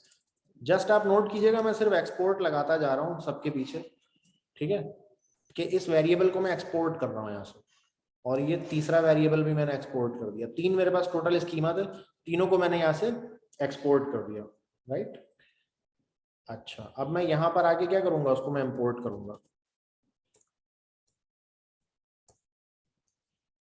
Import from कहाँ से, db.mjs से। ठीक है, क्या इंपोर्ट करना है मुझे, ये तीनों चीजें, अटेंडेंस, स्टूडेंट, और क्या है इसमें, और पोस्ट है मेरे ख्याल, पोस्ट है। ठीक है, तो ये तीनों चीजें मैंने क्या कर लिया, मैंने इसको यहाँ पे इंपोर्ट कर लिया। मुजम्मिल कह रहे हैं कि वाई आई एम म्यूटेड, पता नहीं यार, म्यूट आपका क्या ओपन नहीं हो रहा, मैं 1 मिनट देख लेता हूँ मेरे पास से क्या अलाउ हुआ हुआ है। अनम्यूट देमसेल्फ, हाँ मेरे पास से तो अलाउ हुआ हुआ है, क्या आप अनम्यूट कर सकते हैं आपको, मैं यहाँ से आपको अनम्यूट करता हूँ। ठीक है, आपके पास एक क्वेरी आई होगी अनम्यूट करने की। अच्छा मैं यहाँ से जस्ट आस्क टू अनम्यूट कर सकता हूँ, बट मैं अनम्यूट एक्चुअल में नहीं कर सकता आपको। आप अपना माइक चेक कीजिएगा, आपका मोस्ट प्रोबेबली माइक जो है ना वो सही तरह कनेक्ट ना हुआ हो मे बी। ठीक है, या मे बी अपने आप सिस्टम को रीस्टार्ट करके देखें, उसकी वजह से भी हो सकता है ये। हाँ, कॉल ड्रॉप ऑफ करके वापस कनेक्ट करके भी चेक कर सकते हैं। अच्छा जी, तो मैंने ना MongoDB को तो मैंने दूसरी फाइल में ही कर दिया। ठीक है, उससे देखें मेरा फाइल का ना कोड काफी शॉर्ट हो गया। अब 200 लाइन की जगह 131 लाइन रह गई है मेरे पास। अब ये जो गेट, पोस्ट, पुट और डिलीट है ना, ये जो चारों पोस्ट वाला है, ठीक है, पोस्ट से रिलेटेड जितना भी है, इसको मैं क्या कर सकता हूँ, उठा के एक अलग फाइल में डाल सकता हूँ एक्सप्रेस के राउटर्स के जरिए। वो भी बहुत सिंपल सा है, आप खुद से भी उसको पढ़ेंगे तो आपको बहुत इजीली समझ आ जाएगा। और मेरी गिटहब की रिपोजिटरी में भी आप जाएंगे ना तो इसके मैंने एग्जांपल्स वगैरह बनाए हुए हैं, तो वो भी आप वहां से भी हेल्प ले सकते हैं आप चाहें तो। खैर अच्छा, तो अब मेरे पास मुझे चाहिए स्टूडेंट की ना अटेंडेंस मार्क करने का बटन बनाना चाह रहा हूँ। ठीक है, तो स्टूडेंट की जो अटेंडेंस मैं मार्क करूंगा उसके लिए जो मेरे पास बटन होगा वो बटन क्लिक करने पे एक एपीआई कॉल होनी चाहिए। तो मैं उसकी एपीआई यहाँ पे बना देता हूँ। मैंने कहा app.post, क्योंकि अटेंडेंस में कुछ क्रिएट किया जा रहा है सर्वर के ऊपर, तो उसके लिए हम पोस्ट की रिक्वेस्ट इस्तेमाल करेंगे। मैं कहूँगा app.post, ठीक है जी, और स्लैश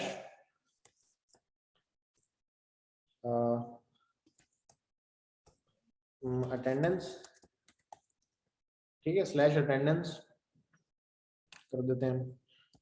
स्लैश मार्क अटेंडेंस कर देंगे ना, तो अटेंडेंस पे वो लाइक अटेंडेंस सारी लेके आ सकते हैं हम। नहीं, हमें इस पे फिर डिलीट अटेंडेंस भी तो बनाएंगे ना बाद में। सही सही डिलीट में फिर मार्क अटेंडेंस वियर्ड लगेगा। सही।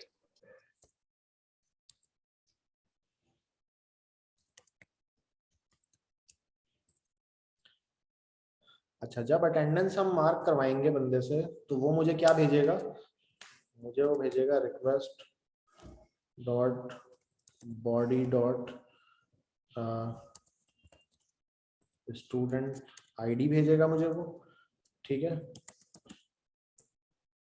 और मुझे वो क्या भेजेगा, क्रिएटेड ऑन डेट और प्रेजेंस। हाँ, इस प्रेजेंट मुझे वो भेजेगा कि ट्रू या फॉल्स। अच्छा, और मैं एक दफा देख लेता हूँ कि इसमें मैंने, अच्छा वो तो मैंने अलग फाइल में कर दिया ना, मैं ऊपर कहाँ जा रहा हूँ, ये तो मैंने इस फाइल में कर दिया, अलग फाइल में। अच्छा, स्टूडेंट आईडी अगर मुझे मिल जाए और इस प्रेजेंट मिल जाए तो बस मेरा काम हो जाएगा, ओके हो जाएगा। ठीक है जी, तो अब मेरे पास ये दो चीजें मुझे मिलनी चाहिए। अच्छा, अब मैं क्या करता हूँ, इसमें एक वैलिडेशन लगा देता हूँ छोटी सी। ठीक है, वैलिडेशन जैसे मैंने इससे पहले वाली एपीआई में लगाई थी वैसे ही इसमें वैलिडेशन मैं जस्ट ऊपर से कॉपी करके ला रहा हूँ, और कुछ भी नहीं है, बहुत ही सिंपल सा है कि भाई अगर इन दोनों में से ना मुझे कोई एक चीज ना मिले अगर, ठीक है, नॉट, ठीक है, request dot body dot student ID और request dot body dot is present, अगर इन दोनों में से कोई भी चीज, अच्छा इस प्रेजेंट के ऊपर ना ये नॉट काम नहीं करेगा। पता है क्यों नहीं करेगा नॉट काम? क्योंकि इसमें मैं ले रहा हूँ बूलियन, बूलियन पे ना नॉट काम नहीं करेगा। राइट। इस पे मुझे क्या करना पड़ेगा, और इसमें मैं लगा देता हूँ undefined, equals equals undefined, right.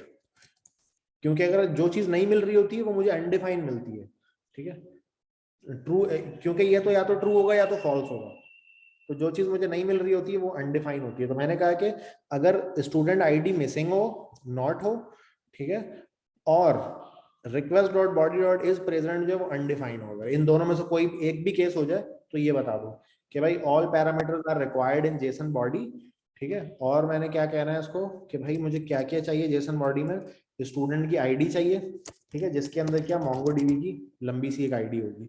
उसके बाद मुझे चाहिए इज प्रेजेंट, इज प्रेजेंट में मुझे चाहिए ट्रू,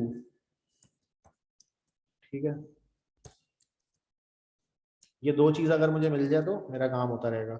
तो मैंने यहाँ पे एक छोटी सी वैलिडेशन का ना एक ब्लॉक लिख दिया, जिससे क्या होगा कि अगर गलत कॉल कर दिया गलती से डेवलपर ने तो उसको यहाँ से हिंट मिल जाएगी कि अच्छा इसको इस तरह से कॉल करना है, ठीक है। अनडिफाइंड की जगह हम नल भी इस्तेमाल कर सकेंगे, राइट। नहीं नहीं, नल नहीं इस्तेमाल कर सकते, क्योंकि जो चीज इस पॉइंट पर जो चीज नहीं मिल रही होती है वो अनडिफाइंड मिलती है, ठीक है। अच्छा। तो बाय डिफॉल्ट अगर कोई भी वेरिएबल भी आपने, क्योंकि जो बाय डिफॉल्ट अगर कोई वेरिएबल भी आप क्रिएट कर देते हैं और उसमें कोई वैल्यू नहीं होती तो बाय डिफॉल्ट वो अनडिफाइन होता है जावास्क्रिप्ट में, वो नल नहीं होता। राइट। ओके।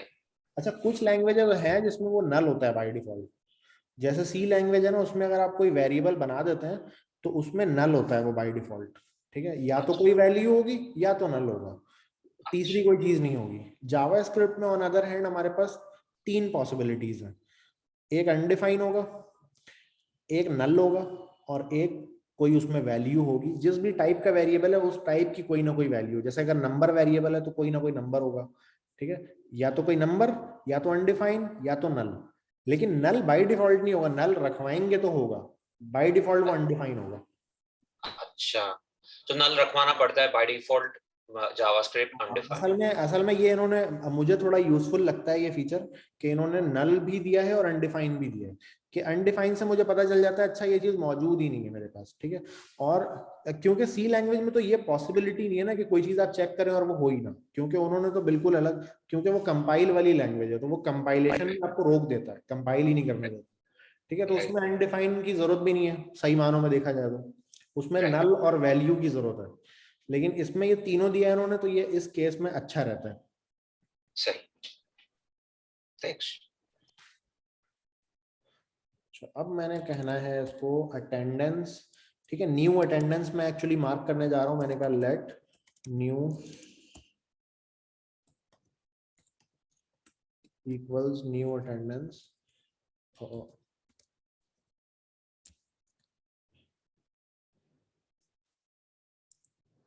और मैंने इसको कहा कि भाई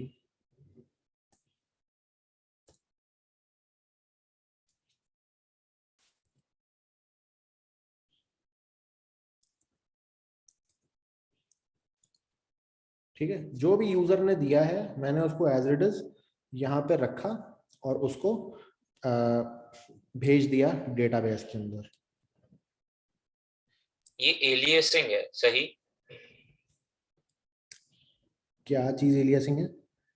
student ID colon request dot body dot student ID, ये जेसन है, दैट इज।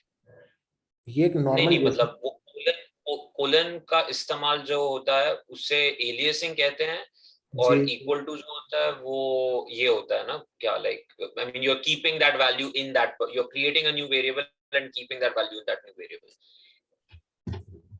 अच्छा, ये मुझे एग्जैक्टली exactly नहीं पता है जो आप बात कह रहे हैं, लेकिन मिसाल के तौर पे मैं आपको एक जस्ट समझाने की कोशिश करता हूँ। Variable a equal to an object, okay, variable a equals to an object. अब यहाँ पे आपने लिखा नेम मलिक। अच्छा, राइट राइट, माय बैड। तो ओके, आई अंडरस्टैंड, ये ऑब्जेक्ट का सिंटैक्स है, मतलब जेसॉन का सिंटैक्स है, आई अंडरस्टूड, यस। तो अब अगर मैं नेम के अगेंस्ट में मलिक रखा है, मैंने ये हार्ड कोडेड है, बट नेम के अगेंस्ट में क्या कर सकता हूँ, मैं ये आईडी रख सकता हूँ, जो भी मुझे रिक्वेस्ट में मिली है वो रख सकता हूँ चीज।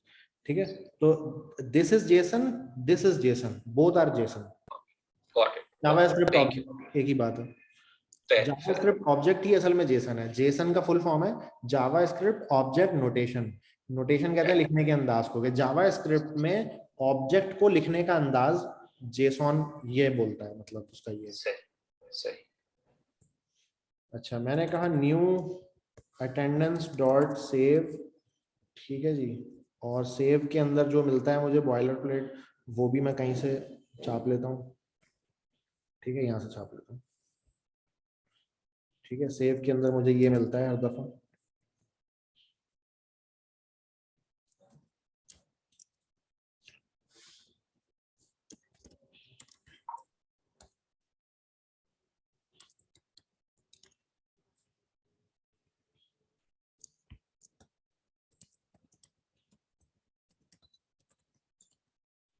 Attendance is marked in database, इसमें इमोजी चेंज कर देते हैं, एक ही इमोजी चल रहा है हमारा काफी देर से।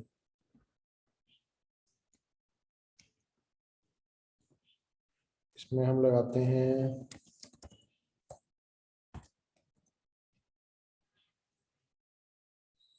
ये वाला लगा देते हैं। ठीक है जी, तो ये हमारी अटेंडेंस मार्क हो गई।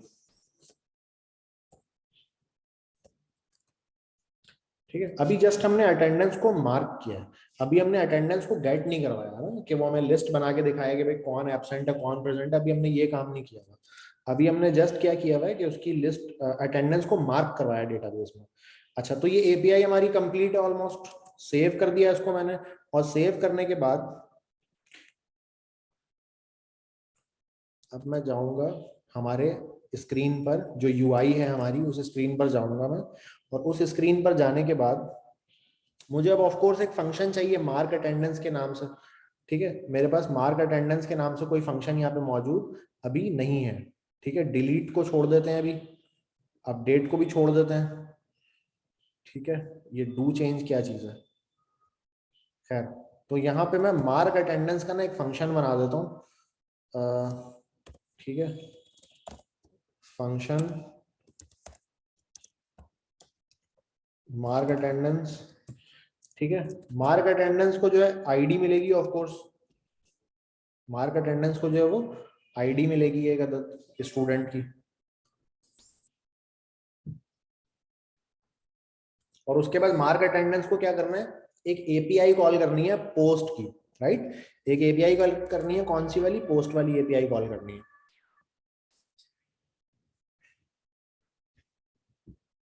अब पोस्ट की एपीआई हम कहां से उठा लेते हैं, यहां से उठा लेते हैं। ठीक है, ये एक्सियोस डॉट पोस्ट पूरा हुआ है ना। अच्छा, आप नोट कर रहे होंगे मैं कोई कोड, ऐसा कोड नहीं लिख रहा जो हमने पहले से लिखा हुआ नहीं है, पहले से लिखे हुए कोड को मैं जस्ट थोड़ा थोड़ा चेंज कर रहा हूँ और हमारा काम होता चला जा रहा है। ठीक है, तो मार्क अटेंडेंस में मैंने क्या करना है, एक एपीआई हिट करनी है, तो मैंने वो पूरा एक्सियोस डॉट पोस्ट उठा दिया, लेकिन अब मुझे पोस्ट किस पे करना है, कौन से एड्रेस पे, स्लैश अटेंडेंस पे करना है, ए डबल डी क्या लिख रहा हूँ मैं,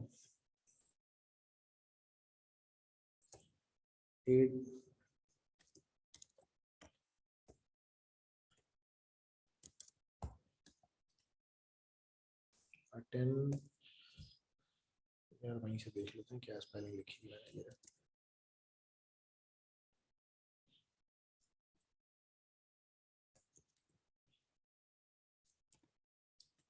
ठीक है, मार्क अटेंडेंस स्लैश अटेंडेंस पे पोस्ट की रिक्वेस्ट करने जा रहा है ये, और स्टूडेंट की क्या चाहिए, आईडी चाहिए अदद। ठीक है, स्टूडेंट आईडी, इसकी जगह पे जो भी आईडी इसमें मिली हुई है वो मैं दे रहा हूं, और साथ में चाहिए इज प्रेजेंट।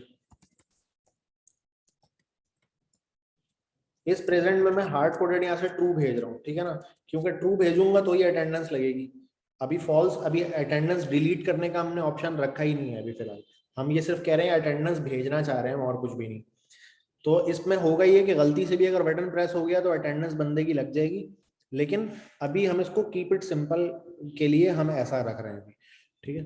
अदरवाइज इसमें ऑप्शन ये होना चाहिए कि अटेंडेंस में लगा भी सकूं, और कोई अटेंडेंस अगर गलती से लग गई है तो उसको मैं रिमूव भी कर सकूं, ठीक है ना, मॉडिफाई भी कर सकूं उसको।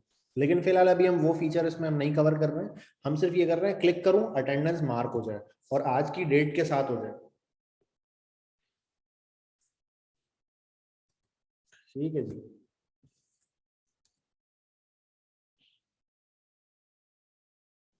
अच्छा, रिस्पांस जो भी मेरा आता है उसको रिजल्ट का एक बना हुआ है उसमें दिखा देता हूं मैं, और उसके बाद गेट ऑल स्टूडेंट तो यहाँ कॉल नहीं होना चाहिए, राइट, क्योंकि अटेंडेंस मार्क हो रही है, तो क्या गेट ऑल स्टूडेंट कॉल होना चाहिए? हाँ होना चाहिए, ताकि अपडेटेड उसका, नहीं मगर स्टूडेंट नहीं कॉल होना चाहिए, क्योंकि इसमें तो मैं अटेंडेंस स्टूडेंट के साथ तो आ ही नहीं रहा, वो तो अलग से आ रहा है। अच्छा जी, ये हो गया जनाब हमारा केस। अच्छा, अब इस फंक्शन को हमें लगाना कौन से पॉइंट पर है वो हम देखना चाह रहे हैं। अपडेट और डिलीट के बटन्स तो मैं हटाने लगा हूं, अपडेट और डिलीट के बटन की मुझे अभी फिलहाल जरूरत नहीं है, ठीक है। तो इन दोनों को मैं क्या कर रहा हूँ, रोक देता हूँ। अच्छा, इसी के नीचे एक लगा देता हूँ मैं, मार्क अटेंडेंस, ठीक है। कौन सा फंक्शन था वो, मार्क अटेंडेंस। इसी के नीचे एक मैं बटन लगा देता हूँ मार्क अटेंडेंस का, ठीक है। और ये अपडेट और डिलीट का बटन मैं क्या कर देता हूँ, बिल्कुल ही रिमूव कर देता हूँ वहां से। अपडेट और डिलीट के बटन की मुझे जरूरत नहीं है, ठीक है जनाब। मैंने कह दिया मार्क प्रेजेंट, ठीक है जनाब। ईच पोस्ट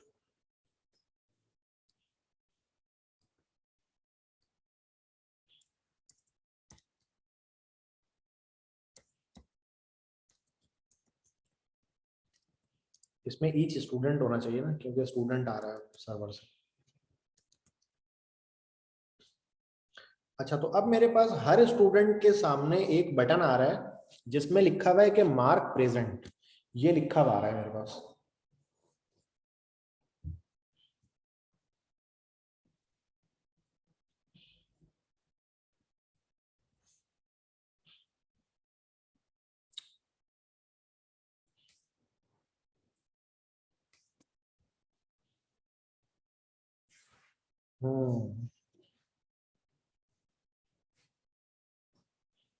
अच्छा जी, कुछ मैसेजेस भी लोगों ने किए हुए हैं। Emoji is a feature in VS code, नहीं, इमोजी तो अलग से होता है। असल में मेरे कीबोर्ड में एक ऑप्शन है इमोजी का, मैंने बटन वो सेट किया हुआ है। तो वैसे इमोजी आप कहीं से भी, गूगल से भी उठा सकते हैं, कोई मसला नहीं है। आप जैसे गूगल पे जाकर लिखेंगे ना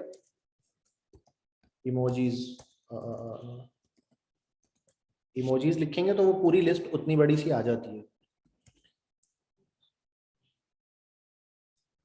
सही है, getemoji.com करके ये एक वेबसाइट है, तो यहाँ से आके ना आप इसको कॉपी कर सकते हैं किसी भी इमोजी को। जैसे मैंने ये सारी कॉपी कर लिए, और सारे कॉपी करके मैं कहाँ डाल देता हूँ, मैं VS कोड में यहाँ पे लाके उसे पेस्ट करके दिखाता हूँ कि ये सेम उसी तरह ये भी पेस्ट हो रहे हैं। जैसे मैं, क्योंकि मेरे कीबोर्ड में शॉर्टकट लगा हुआ है इसका, अदरवाइज आप गेट इमोजी से यहाँ से जाके इसको कॉपी कर सकते हैं, ठीक है जी। ये सारी जहाँ पे जितनी भी इमोजी आपके फोन में होती है वो सब इमोजीज यहाँ पे भी अवेलेबल है, और अलग अलग कलर्स में भी हैं। पेल इमोजी अलग है, और फिर येलो वाली और वाइट वाली और ब्लैक वाली, डार्क ब्राउन, हर की अलग अलग है, अवेलेबल है। ठीक है, तो आप यहाँ पे नाम लिख के सर्च कर सकते हैं और सर्च करके उसको आप अपने पास इस्तेमाल भी कर सकते हैं। अच्छा, विंडोज प्लस डॉट, ये विंडोज प्लस डॉट दोस्त आपने क्या बताया है? कोई शॉर्टकट आपने शायद बताया है, लिख दें प्लीज कि ये किस चीज का शॉर्टकट है? इमोजीज सर इस इमोजी आ जाएगा। इमोजी सिलेक्ट करने के लिए।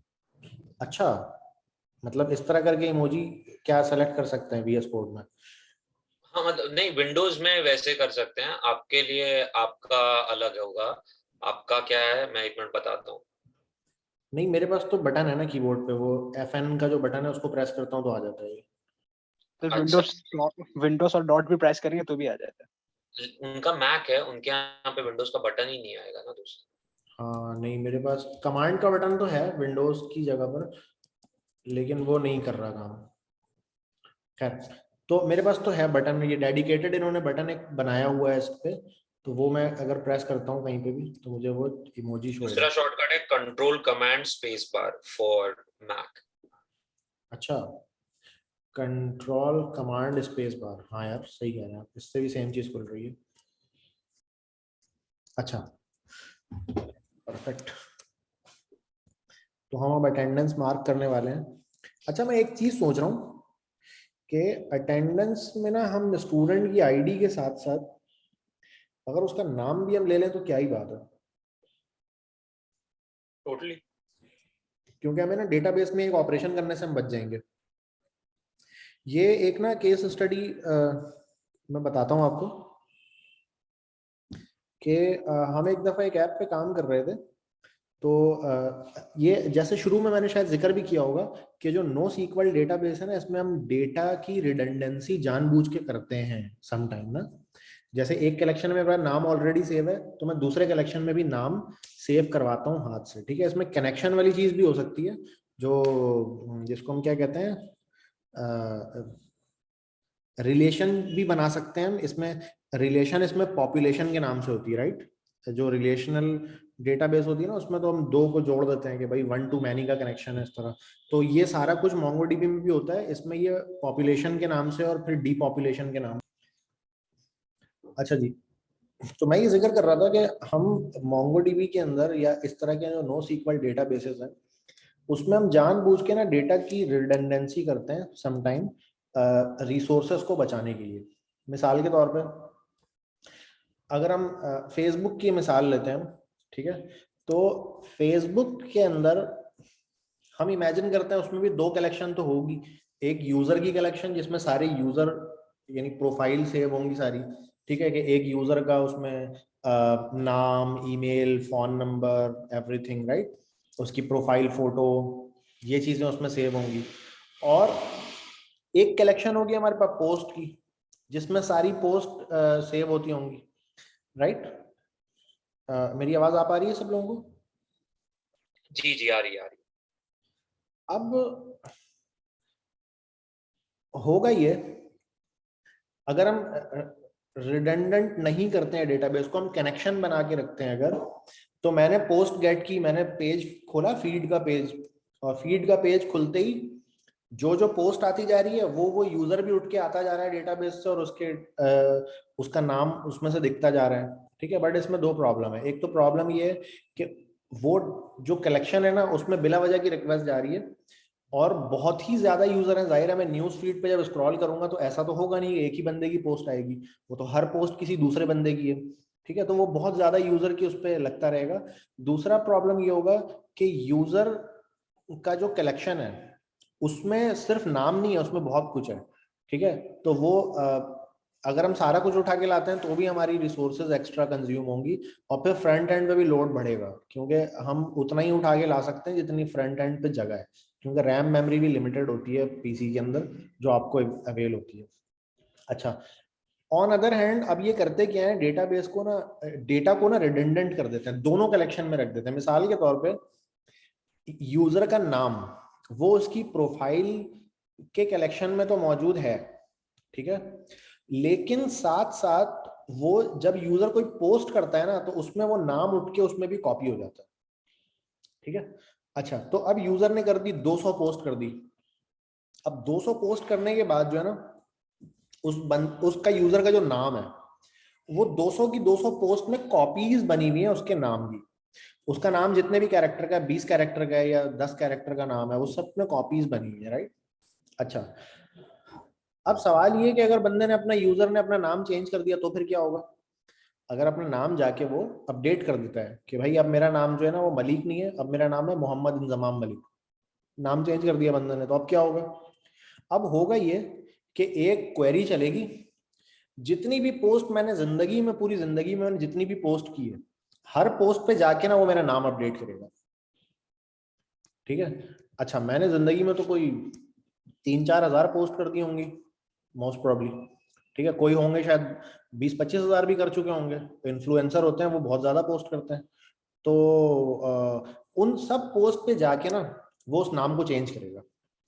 अच्छा, तो अब एक तरफ तो इसमें ये हुआ मेरे पास कि जब मैं पोस्ट को लोड करता हूँ, मिसाल के तौर पर जब मैं स्क्रीन पे आता हूँ फेसबुक की, और फेसबुक की स्क्रीन पे जब आता हूँ मैं स्क्रॉल करता चला जाता हूँ तो मुख्तलिफ पोस्टें आती जाती हैं, लेकिन उन पोस्ट के अंदर सेल्फ सस्टेनेबल चीज है, वो कहीं से दूसरे जगह से डेटा उठा के मजीद नहीं ला रहा, ठीक है ना। यूजर की जो प्रोफाइल छोटी सी दिख रही होती है वो उसी पोस्ट का पार्ट है, उसी पोस्ट के अंदर ही सेव है। वो जो नाम दिख रहा होता है यूजर का वो भी उसी पोस्ट के अंदर ही दिख रहा होता है, यानी वो उस पोस्ट में कॉपी हुआ हुआ होता है, ठीक है। तो एक तरफ तो हमें ये लेवरेज मिल गया, दूसरी तरफ हमारे लिए बहुत बड़ा मसला क्रिएट हो गया कि जब जब बंदा अपना नाम अपडेट करेगा वो पूरी 10,000 पोस्टों में जाके अपडेट होगा, ठीक है। तो इस बात का जवाब ये है कि दोनों में से ना कौन सा काम ऐसा है जो बंदा फ्रीक्वेंटली करता है, मोर फ्रीक्वेंटली। अपना नाम अपडेट बंदा कितने अरसे बात करता है, मोस्ट प्रॉब्ली कभी भी नहीं करता। मोस्ट ऑफ द टाइम जो बंदे ने नाम शुरू में रख दिया वही रहता है हमेशा, बाद में चेंज तो नहीं होता, ठीक है। कोई शायद 50% यूजर होंगे जो नया अकाउंट बनने के 1 साल बाद उन्होंने नाम चेंज कर लिया होगा, लेकिन उसके बाद फिर दोबारा नहीं होगा। वो एक ही दफा, चलो 1 साल तक उसने देखा कि यार मैं टेस्ट कर रहा हूँ, देख रहा हूँ, उसके बाद जब वो सीरियस हुआ तो उसने अपना प्रॉपर नाम रखा, उसके बाद वो नाम दोबारा चेंज अब नहीं करेगा।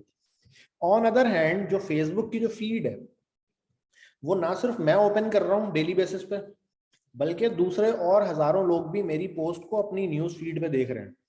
तो हमारा बहुत ज्यादा बैंडविड्थ बच रहा है उस जगह पर, ठीक है।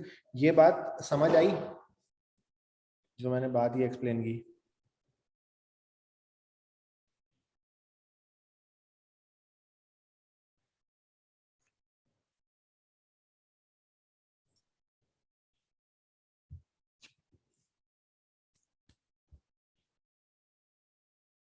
काइंडली कंफर्म कीजिएगा कि ये जो मैंने बात अभी बताई आपको ये आपके समझ आई है।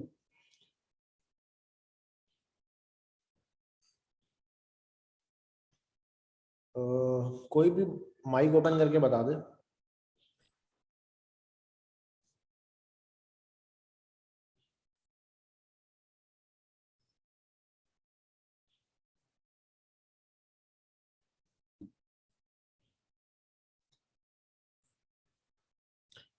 अच्छा, काइंडली माइक ओपन करके ये जरा बताएं कि आप ऑनलाइन हैं या कुछ ऐसे ही आपने जूम ऑन किया। वैसे अताउर रहमान, कामरान अहमद सिद्दीकी। जी सर। जी सर ऑनलाइन है। चलो ये तो अच्छी बात है। So to summarize what I understood is कि हमें नाम दो जगह पे रखने की इसके लिए जरूरत पड़ती है कि it is easier to bring that information। and वो नेम चेंज के बारे में like I was thinking कि आजकल तो फेसबुक ने बंद ही कर दिया आपको, like you know once you made your account you can only change it once, आपको बार बार चेंज करने का भी मौका नहीं देते वो। So like what was the point there, just to reiterate that if you wanted to summarize it? दोबारा sorry, ये बात नहीं समझा मैं आपकी। इसमें मेरे ख्याल से ये सॉरी इसमें उमर मेरे ख्याल बोले। से इसमें मेरे ख्याल से इस कॉन्सेप्ट का मतलब ये है कि हमारे लिए स्पेस इतनी अब ज्यादा वो प्रॉब्लमेटिक रह नहीं गई है। हमारे लिए स्पीड या कह लें एफिशिएंसी ज्यादा इम्पोर्टेंट है इस केस में। एग्जैक्टली ऐसा ही है। सही सही। So even if we repeat, like थोड़ी सी redundancy रही तो भी like problem नहीं है, क्योंकि it results in a better user experience. हाँ एग्जैक्टली, उससे हमारा टाइम बच जाता है, थोड़ा सा स्पेस ज्यादा कंज्यूम होता है बट टाइम बच जाता है उससे। सही सही। और आप तभी वो पॉपुलेशन डीपॉपुलेशन की बात कर रहे थे और केस स्टडी आपने कोई मेंशन की थी, वो केस स्टडी यही था कि हम एक एप्लीकेशन पे काम कर रहे थे, तो उसमें हमें ऐसा करना पड़ा था कि क्योंकि उसमें क्या होता था, जब न्यूज फीड हम लोड करते थे ना तो वो बहुत देर में लोड होती थी। राइट। पता ये चला कि जब वो न्यूज फीड लोड होती है ना तो वो मुख्तलिफ कलेक्शन पे रिक्वेस्ट मारती है, जिस यूजर की वो पोस्ट है उसकी कलेक्शन से पूरा यूजर उठा के लाती है। फिर वो शुरू में ना जो 4 लोग हैं जिन्होंने उसको लाइक किया, वो उसके ना छोटे छोटे फोटो आती हैं 4 उसमें पोस्ट में, तो वो चारों यूजर के भी तो काफी ज्यादा ना अलग अलग जगहों पे वो रिक्वेस्ट मार रही थी। तो हमने फिर अल्टीमेटली ये किया उसको सही करने के लिए कि जो भी डेटा वो अलग अलग जगह से लाती थी ना वो हमने रिडंडेंट कर दिया, उसी में ही कर दिया, वो कॉपी कर दिया, तो वो काफी सही हो गया, उससे मसला हल हो गया। Interesting okay, that makes a lot of sense. हाँ, उसी पॉइंट पे मुझे ये बात पता चली थी जो मैं आपसे शेयर की मैंने, कि MongoDB NoSQL डेटाबेस में ना डेटा को रिडंडेंट करके हम स्पीड को अचीव कर सकते हैं। Nice, that is a great information, thank you. और डीपॉपुलेशन पॉपुलेशन क्या था? असल में जो कनेक्शन होता है ना जो SQL डेटाबेसेस में 1 to 1 1 to many, तो उसको तो वो पॉपुलेशन कहते हैं, ठीक है ना, पॉपुलेशन के नाम से होता है। पॉपुलेशन का मतलब ये होता है कि जहाँ पे आईडी रखी हुई है ना, ये आईडी जो रखी हुई है इसके अगेंस्ट यहाँ पे आईडी है, उसको हटा के पूरा ऑब्जेक्ट यहाँ पे ला के रख देता है वो, ठीक है, दिस इज कॉल्ड पॉपुलेशन। और डीपॉपुलेशन जो है वो मैंने जो अभी बात बताई है ना कि डेटा को रिडंडेंट कर देना, वो डीपॉपुलेशन कहलाती है।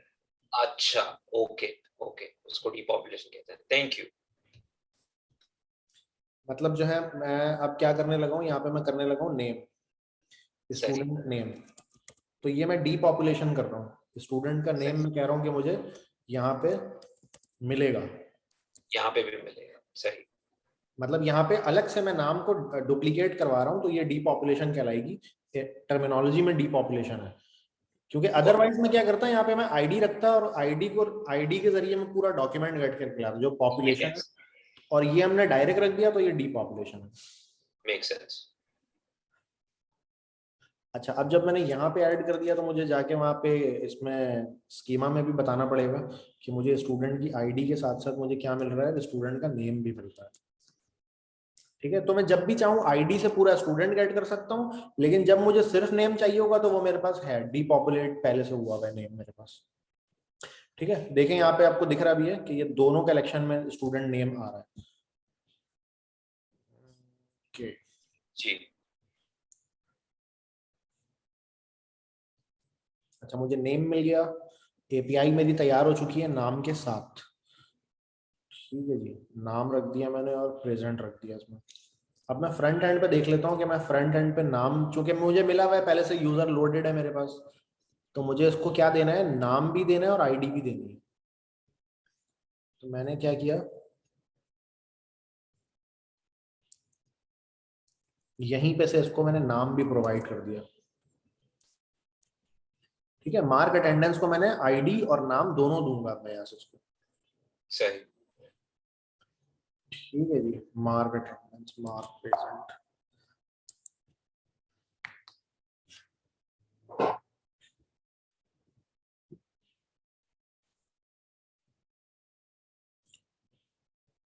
अच्छा जी। मार्क अटेंडेंस में अब सीक्वेंस के वाइज मिलता है, तो पहले मैंने क्या रखा है, इसमें आईडी रखी है और सेकंड नंबर पे मैंने नाम रखा है, ठीक है। तो सेकंड नंबर पे मुझे नेम इस तरह देना पड़ेगा और मैं यहाँ से उसको भेजूंगा भी नेम,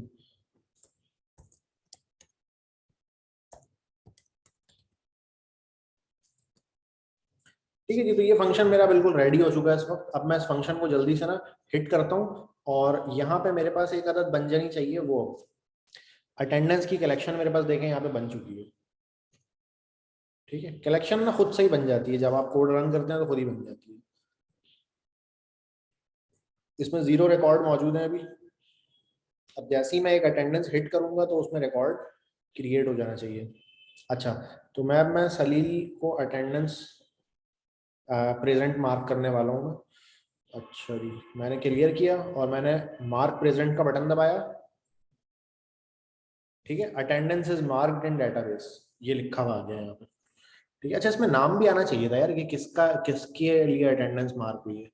मैं दोबारा सर्वर में जाके ना वहां से नाम भी भेजता हूँ, क्योंकि वो तो मैसेज चेंज ही नहीं होगा। मैंने कहा स्टूडेंट का नाम होगा पहले,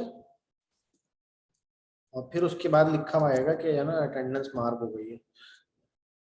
ठीक है, मिसाल के तौर में लिखा हुआ Salil attendance is marked in database.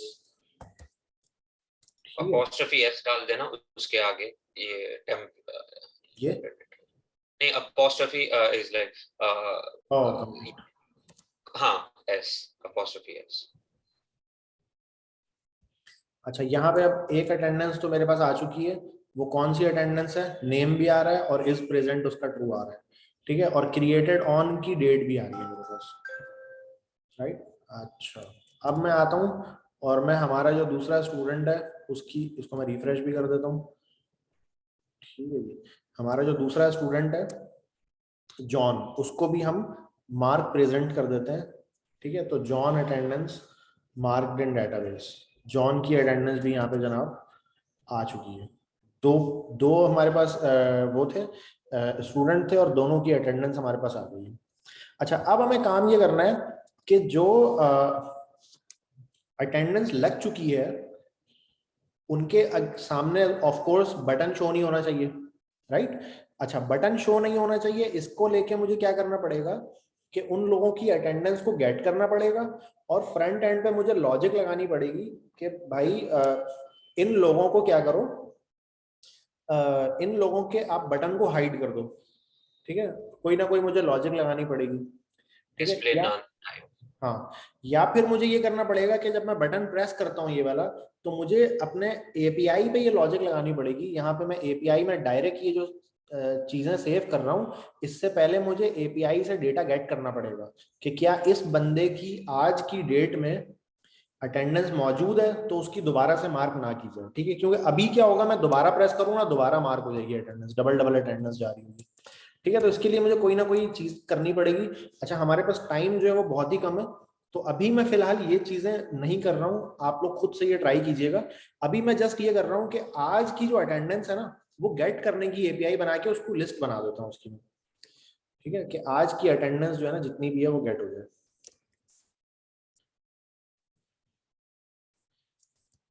ठीक है जी, मैंने कहा गेट, सही है, और गेट अटेंडेंस। ठीक है, और स्लैश के बाद डेट। ठीक है, क्योंकि हम सारी अटेंडेंस गेट नहीं कर रहे, हम एक खास डेट बताएंगे, उस डेट की हमें सारी अटेंडेंस चाहिए। सही है, तमाम डेट्स की तमाम तरह की अटेंडेंस हमें नहीं चाहिए, हमें सिर्फ एक खास डेट की अटेंडेंस चाहिए। अच्छा, तो मैंने कहा भाई अगर ये डेट ना बताई गई हो ना, तो उसको वापस भेजो यहाँ से। मैंने कहा request dot params dot date अगर नहीं बताई गई हो ना, तो आप इसको क्या कर दो, आप इसको वापस भेजो कि भाई आपने डेट क्यों नहीं बताई।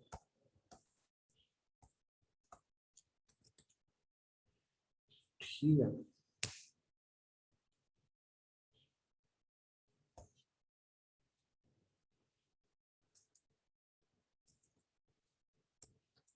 ठीक है। अच्छा, डेट हम किस फॉर्मेट में ले लेते हैं यूजर से? हम अब हम देख लेते हैं कि मोंगोडीबी में ना डेट के ऑपरेशंस किस तरह होते हैं, पहले हम वो देख लेते हैं।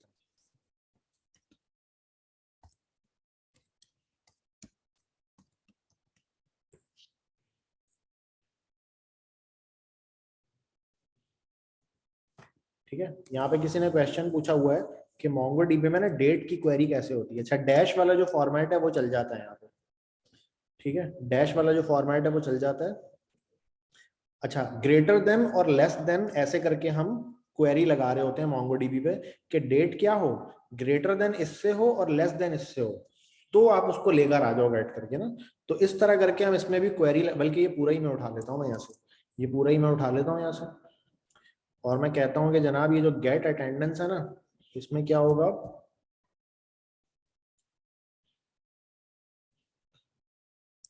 इसमें इस तरह की क्वेरी लगेगी, ठीक है। माई मॉडल की जगह पे मेरे पास है अटेंडेंस का मॉडल, अटेंडेंस डॉट फाइंड, और उसमें जो डेट, अच्छा हमारे पास डेट की जगह पे क्या लिखा हुआ है हमने, क्रिएटेड ऑन, मोस्ट प्रोबेबली ना, क्रिएटेड ऑन लिखा हुआ है। तो मैं कहूंगा भाई क्रिएटेड ऑन, ठीक है, ठीक है। क्रिएटेड ऑन जो हो वो ग्रेटर देन हो इस वाली डेट से और लेस देन हो इस वाली डेट से, राइट। ये हो गया मेरे पास। अच्छा तो अच्छा मुझे यहाँ पे भी फिर 2 डेट चाहिए होगी, इसका मतलब ये हुआ कि मुझे यहाँ पे भी क्या चाहिए होगी, 2 अदर डेट चाहिए होगी, ठीक है। मैंने कहा स्लैश एक और date end, date start date end, ऐसे मैंने कर दिया, ठीक है। हम इसको ग्रेटर देन और लेस देन से क्यों करते हैं, हम डायरेक्ट स्पेसिफिक डेट से क्यों नहीं करते? हम डायरेक्ट स्पेसिफिक डेट से भी कर सकते हैं भाई, हम डायरेक्ट स्पेसिफिक डेट से भी कर सकते हैं, बट असल में ग्रेटर देन और लेस देन का जिक्र इस वजह यहाँ पर आ गया है, तो मैंने कहा कि इससे कर देते हैं, क्योंकि इसकी ना हमें जरूरत बहुत पड़ती है, राइट। मिसाल के तौर पे अगर मैं चाहता हूँ ना कि लास्ट 90 डेज का अगर मुझे चाहिए, लास्ट 90, तो उसमें ये बड़े काम आता है, क्योंकि मुझे ये नहीं पता कि अभी डेट क्या है राइट नाउ। तो मैं क्या करता हूँ, करंट डेट गेट करता हूँ सर्वर पे ही खड़े होकर, और फिर मैं उससे माइनस कर देता हूँ 90 डेज, और फिर मैं कहता हूँ भाई ग्रेटर देन कर दो इस वाले टाइम्स, ऐसे करके। अच्छा तो अभी आई थिंक हम ना डेट ऐसे सीधा सीधा ही कर लेते हैं यार, सही कह रहा है सर, हम ना क्रिएटेड ऑन जो है, अच्छा ये तो लेस देन और ग्रेटर देन वाला तो हमने ऐसे देख लिया ना, Mongoose date query, working with dates करके यहाँ पे बनाया हुआ है इन्होंने।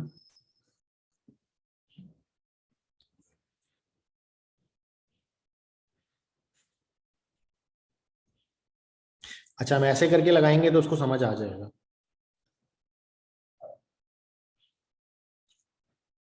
So YYY MMDD.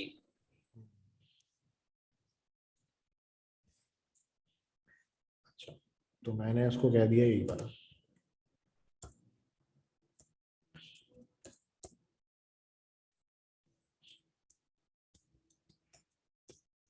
ठीक है। मैंने कहा फाइंड ऐसे करो, और कॉमा डाल के मैंने कहा कि एरर कॉमा डेटा, राइट। अब मैंने इसको कहा कि इफ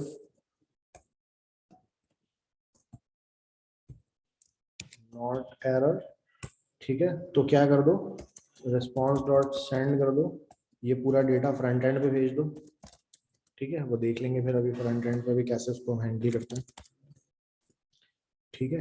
एल्स में क्या करो कि ये बता दो कि भाई समथिंग वेंट रॉन्ग, यहाँ पे कुछ मैंने मिस्टेक की है क्या,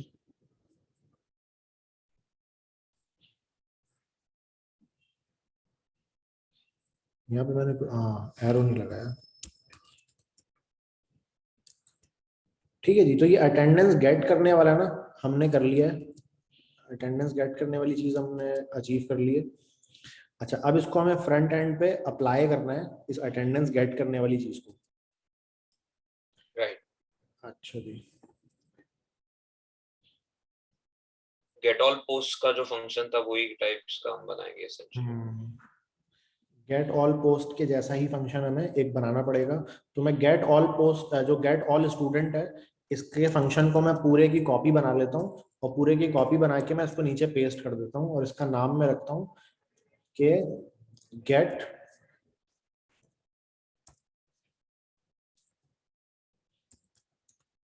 गेट अटेंडेंस, ठीक है।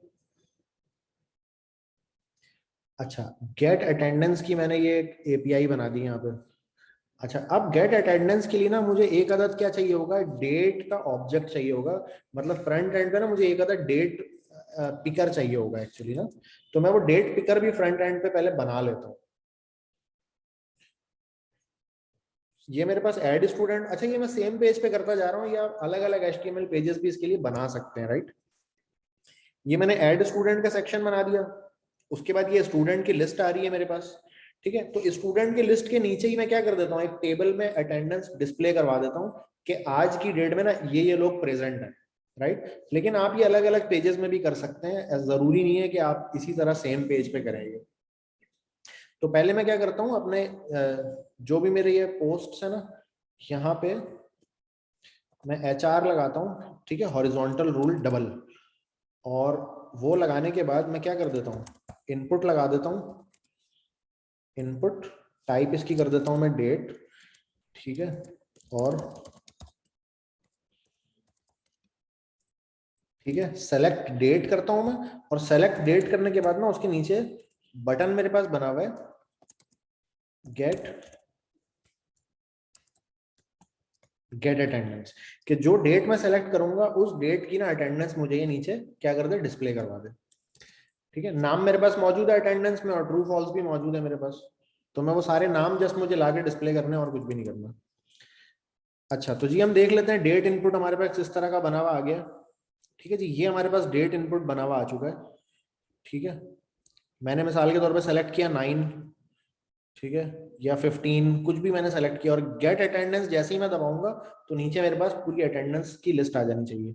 अच्छा गेट अटेंडेंस पे मैं ऑन क्लिक लगाता हूँ, क्या लगाऊंगा मैं, वो उस फंक्शन का नाम जो मैंने नीचे बनाया हुआ है, ठीक है, गेट अटेंडेंस। खुद से कॉल नहीं होगा ये, चलो खुद से भी कॉल करवा देते हैं ताकि शुरू में पहले ही खुद से गेट करके ला दे। अच्छा तो मैंने कहा गेट अटेंडेंस, इसके ऑन क्लिक पे ना गेट अटेंडेंस मैंने रन करवा दिया। अच्छा गेट अटेंडेंस जैसे ही होगा वो सबसे पहले क्या काम करेगा, इस डेट इनपुट में से ना डेट उठाएगा कि अभी डेट क्या है, तो इसको मुझे एक आईडी देनी पड़ेगी, अदरवाइज मैं डेट कैसे उठाऊंगा इससे। तो मैंने उसको दे दिया डेट इनपुट के नाम से ना आईडी दे दी मैंने उसको। अब मैं आता हूँ इस फंक्शन के अंदर, सबसे पहले मैं क्या करूंगा, डेट इनपुट से वो उठाऊंगा डेट इनपुट की, ठीक है, डॉट वैल्यू, और इस डेट को मैं क्या करवा देता हूँ यहाँ पे console डॉट लॉग करवा देता हूँ, ये देखने के लिए कि आया कि मुझे सेम फॉर्मेट में वो डेट मिल रही है जैसा MongoDB को रिक्वायर्ड है, ठीक है, या किसी और फॉर्मेट में मिल रही है मुझे डेट, ठीक है। तो इसको मैं कमेंट कर देता हूँ नीचे वाले कोड को इतनी देर, और जस्ट इस कंसोल को मैं इनेबल रखता हूँ ताकि मैं क्या करूँ, उस डेट को ना जस्ट मैं देख लूँ कि सही, ये क्या हुआ है।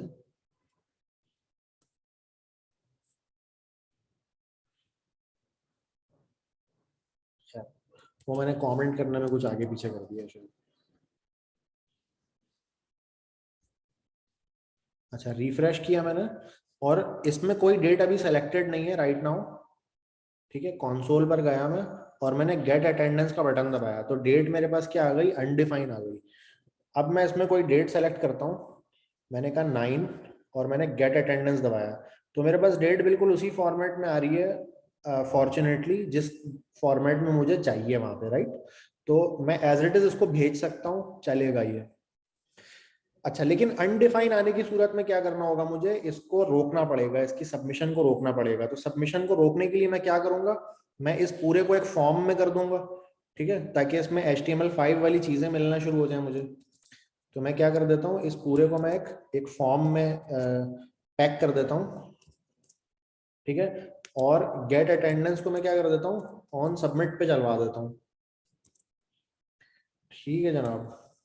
और इसकी मैं बटन की मैं टाइप कर देता हूँ सबमिट, ठीक है। ये मैं क्यों कर रहा हूँ, रोकने के लिए कर रहा हूँ ताकि वो सबमिट, जब तक डेट सेलेक्ट ना करे बंदा उसको वो सबमिट ना करने दे, ठीक है, ये इस वजह से कर रहा हूँ मैं, ठीक है। अब हम जरा जाके देखते हैं दोबारा से कि क्या मुझे ये सबमिट करने दे रहा है। अरे उसको रिक्वायर्ड नहीं किया ना मैंने, डेट इनपुट को मुझे क्या करना पड़ेगा, रिक्वायर्ड भी करना पड़ेगा ताकि ये फॉर्म को पता चले कि ये रिक्वायर्ड है फील्ड, ठीक है। मैंने कहा ठीक है, इसने मुझे कह दिया कि please fill out this field, मैं इस फील्ड को सेलेक्ट करूंगा, मैंने 8 सेलेक्ट कर लिया मिसाल के तौर पे, आज की डेट, और गेट अटेंडेंस किया तो मुझे यहाँ पे डेट मिलना शुरू हो गया। अब ये डेट मुझे MongoDB पे भेजनी है वहां से डेटा मंगवाने के लिए, राइट। तो अब आ जाते हैं हम नीचे, और इसका जो बकाया कोड है, ये क्या होगा, ये सारा कोड अनकमेंट हो गया।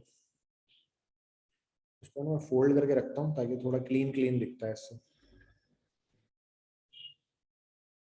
ठीक है, डू चेंज, मार्क अटेंडेंस, ठीक है, गेट अटेंडेंस आ गया। अब इसके बाकी के कोड को मैं क्या कर देता हूँ, खोल देता हूँ।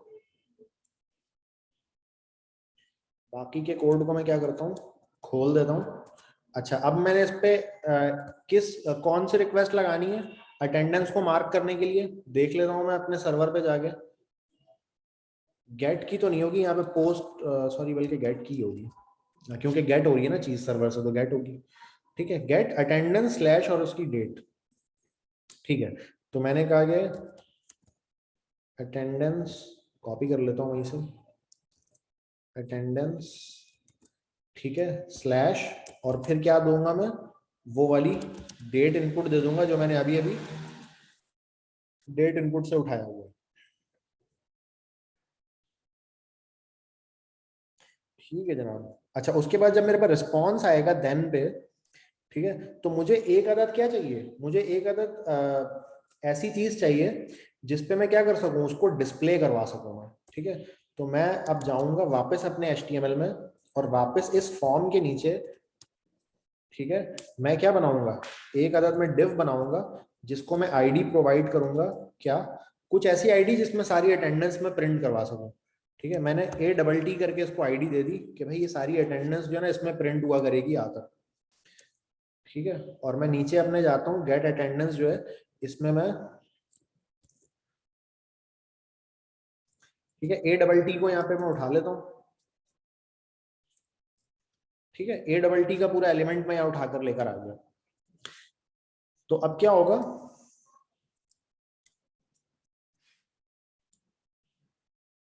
अब क्या होगा कि रिस्पॉन्स डेटा में मुझे जो भी कुछ मिलेगा, ठीक है, अभी होपफुली मुझे 2 अटेंडेंस मिलेगी, राइट, अभी होपफुली मुझे 2 अदद अटेंडेंस मिलेगी क्योंकि 2 ही अटेंडेंस मौजूद है वहां पे। तो उसको ये मैप चलाया उसके ऊपर, और मैंने कहा कि यार ईच ATT मतलब ईच अटेंडेंस के अंदर क्या मौजूद होगा, उसकी आईडी होगी ऑफ कोर्स। ठीक है, उसके बाद स्टूडेंट का नाम होगा। ठीक है, स्टूडेंट का नाम मुझे मिलेगा, क्लास मुझे नहीं मिलेगी। ठीक है, इज प्रेजेंट उसके बाद मिलेगा, ये 2 चीज मुझे मिलेगी। उसके अलावा मुझे ये बटन नहीं चाहिए, राइट, ये बटन मुझे रिक्वायर्ड नहीं है, हालांकि रख सकता हूं मैं अटेंडेंस को डिलीट करने के लिए, बट ये बटन मुझे नहीं चाहिए फिलहाल के लिए। ठीक है, तो ये 2 चीज ही मिलेगी मुझे अटेंडेंस में, और उन दोनों को मैंने क्या कर दिया, स्क्रीन पे डिस्प्ले करवा दिया। अब आगे जरा देखते हैं क्या रिपोर्ट है इसकी। ठीक है, तो मैंने आज की डेट को सेलेक्ट किया, या मैं यहाँ से टुडे भी दबा सकता हूँ, और मैंने गेट अटेंडेंस कॉल की, तो ये क्या हुआ, कोड ब्रेक हो गया मेरा।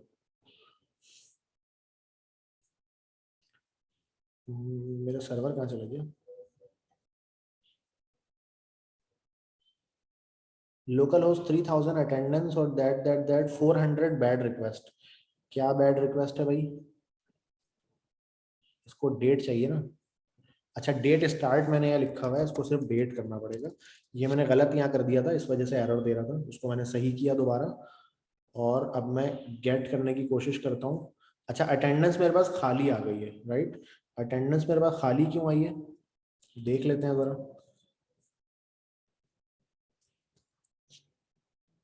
मेरे ख्याल से हमने रीस्टार्ट किया तो खाली आया है। नहीं नहीं, ये तो है ना, अच्छा, फिर 22 8 तारीख दूसरा महीना 2022, इसी तरह से मिल रही है ना ये, 8 तारीख दूसरा महीना 2022 बिल्कुल सही है। That is true.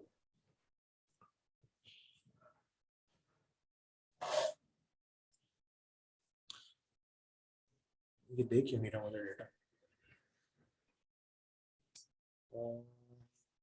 ओ मैंने यहाँ पे डेट तो हार्ड कोडेड किया हुआ है, कहाँ से देगा मुझे कोई और है, मैंने ये डेट तो लगाई नहीं है यहाँ पर, डेट तो मैंने हार्ड कोडेड किया हुआ है। अब ये मुझे सही देना चाहिए, जो यूजर इनपुट वाला डेट मैंने यहाँ प्रोवाइड जब किया उसके लिए। चल, अच्छा, तो मैंने कहा टुडे, और टुडे के बाद मैंने गेट अटेंडेंस की। यार अभी भी मुझे ये खाली दे रहा है, ये क्या सीन है।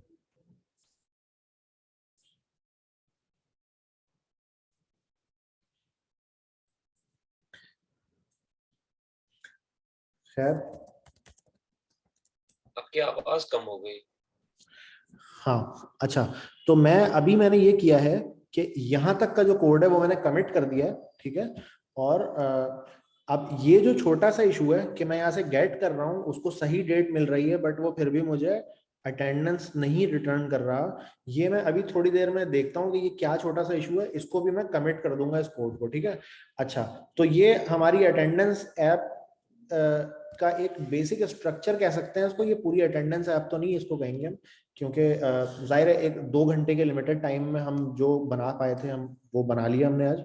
तो आप सब लोग प्लीज इस कोड को देखिएगा, ठीक है। मैं अभी क्लास खत्म करने के बाद ये जो इशू है कि इसको करेक्ट डेट देने के बावजूद भी सर्वर पे उसको करेक्ट डेट मिल रही भी है, उसके बावजूद ये मुझे डेटा नहीं रिटर्न कर रहा। एक चीज लास्ट और करके देखते हैं, console.log पेज डेट को मैं प्रिंट करवाता हूँ कि यहाँ पे मिल क्या रहा है, और इसकी मैं टाइप कंसोल का स्पेलिंग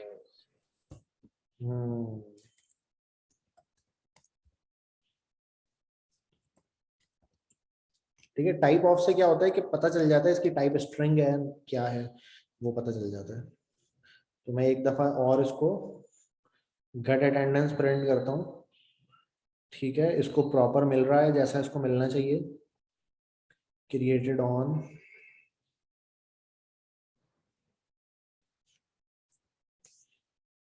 खैर अब ये छोटा सा कोई इशू होगा, इसको मैं फिक्स करके अभी कमिट कर दूंगा, तो लास्ट वाली कमिट जब आप देखेंगे तो आपको पता चल जाएगा कि वो क्या इशू था, ठीक है। तो मैं क्लास अभी यहाँ पे खत्म करना चाहूंगा क्योंकि काफी हमारी लंबी क्लास हो गई है, और इंशाल्लाह फिर अगली क्लास में मुलाकात होती है। कोशिश कीजिएगा कि ये ऐप अगर अपने हाथ से आप एक दफा और लिख लें तो काफी अच्छा रहेगा आपके लिए, ठीक है जनाब। चलो से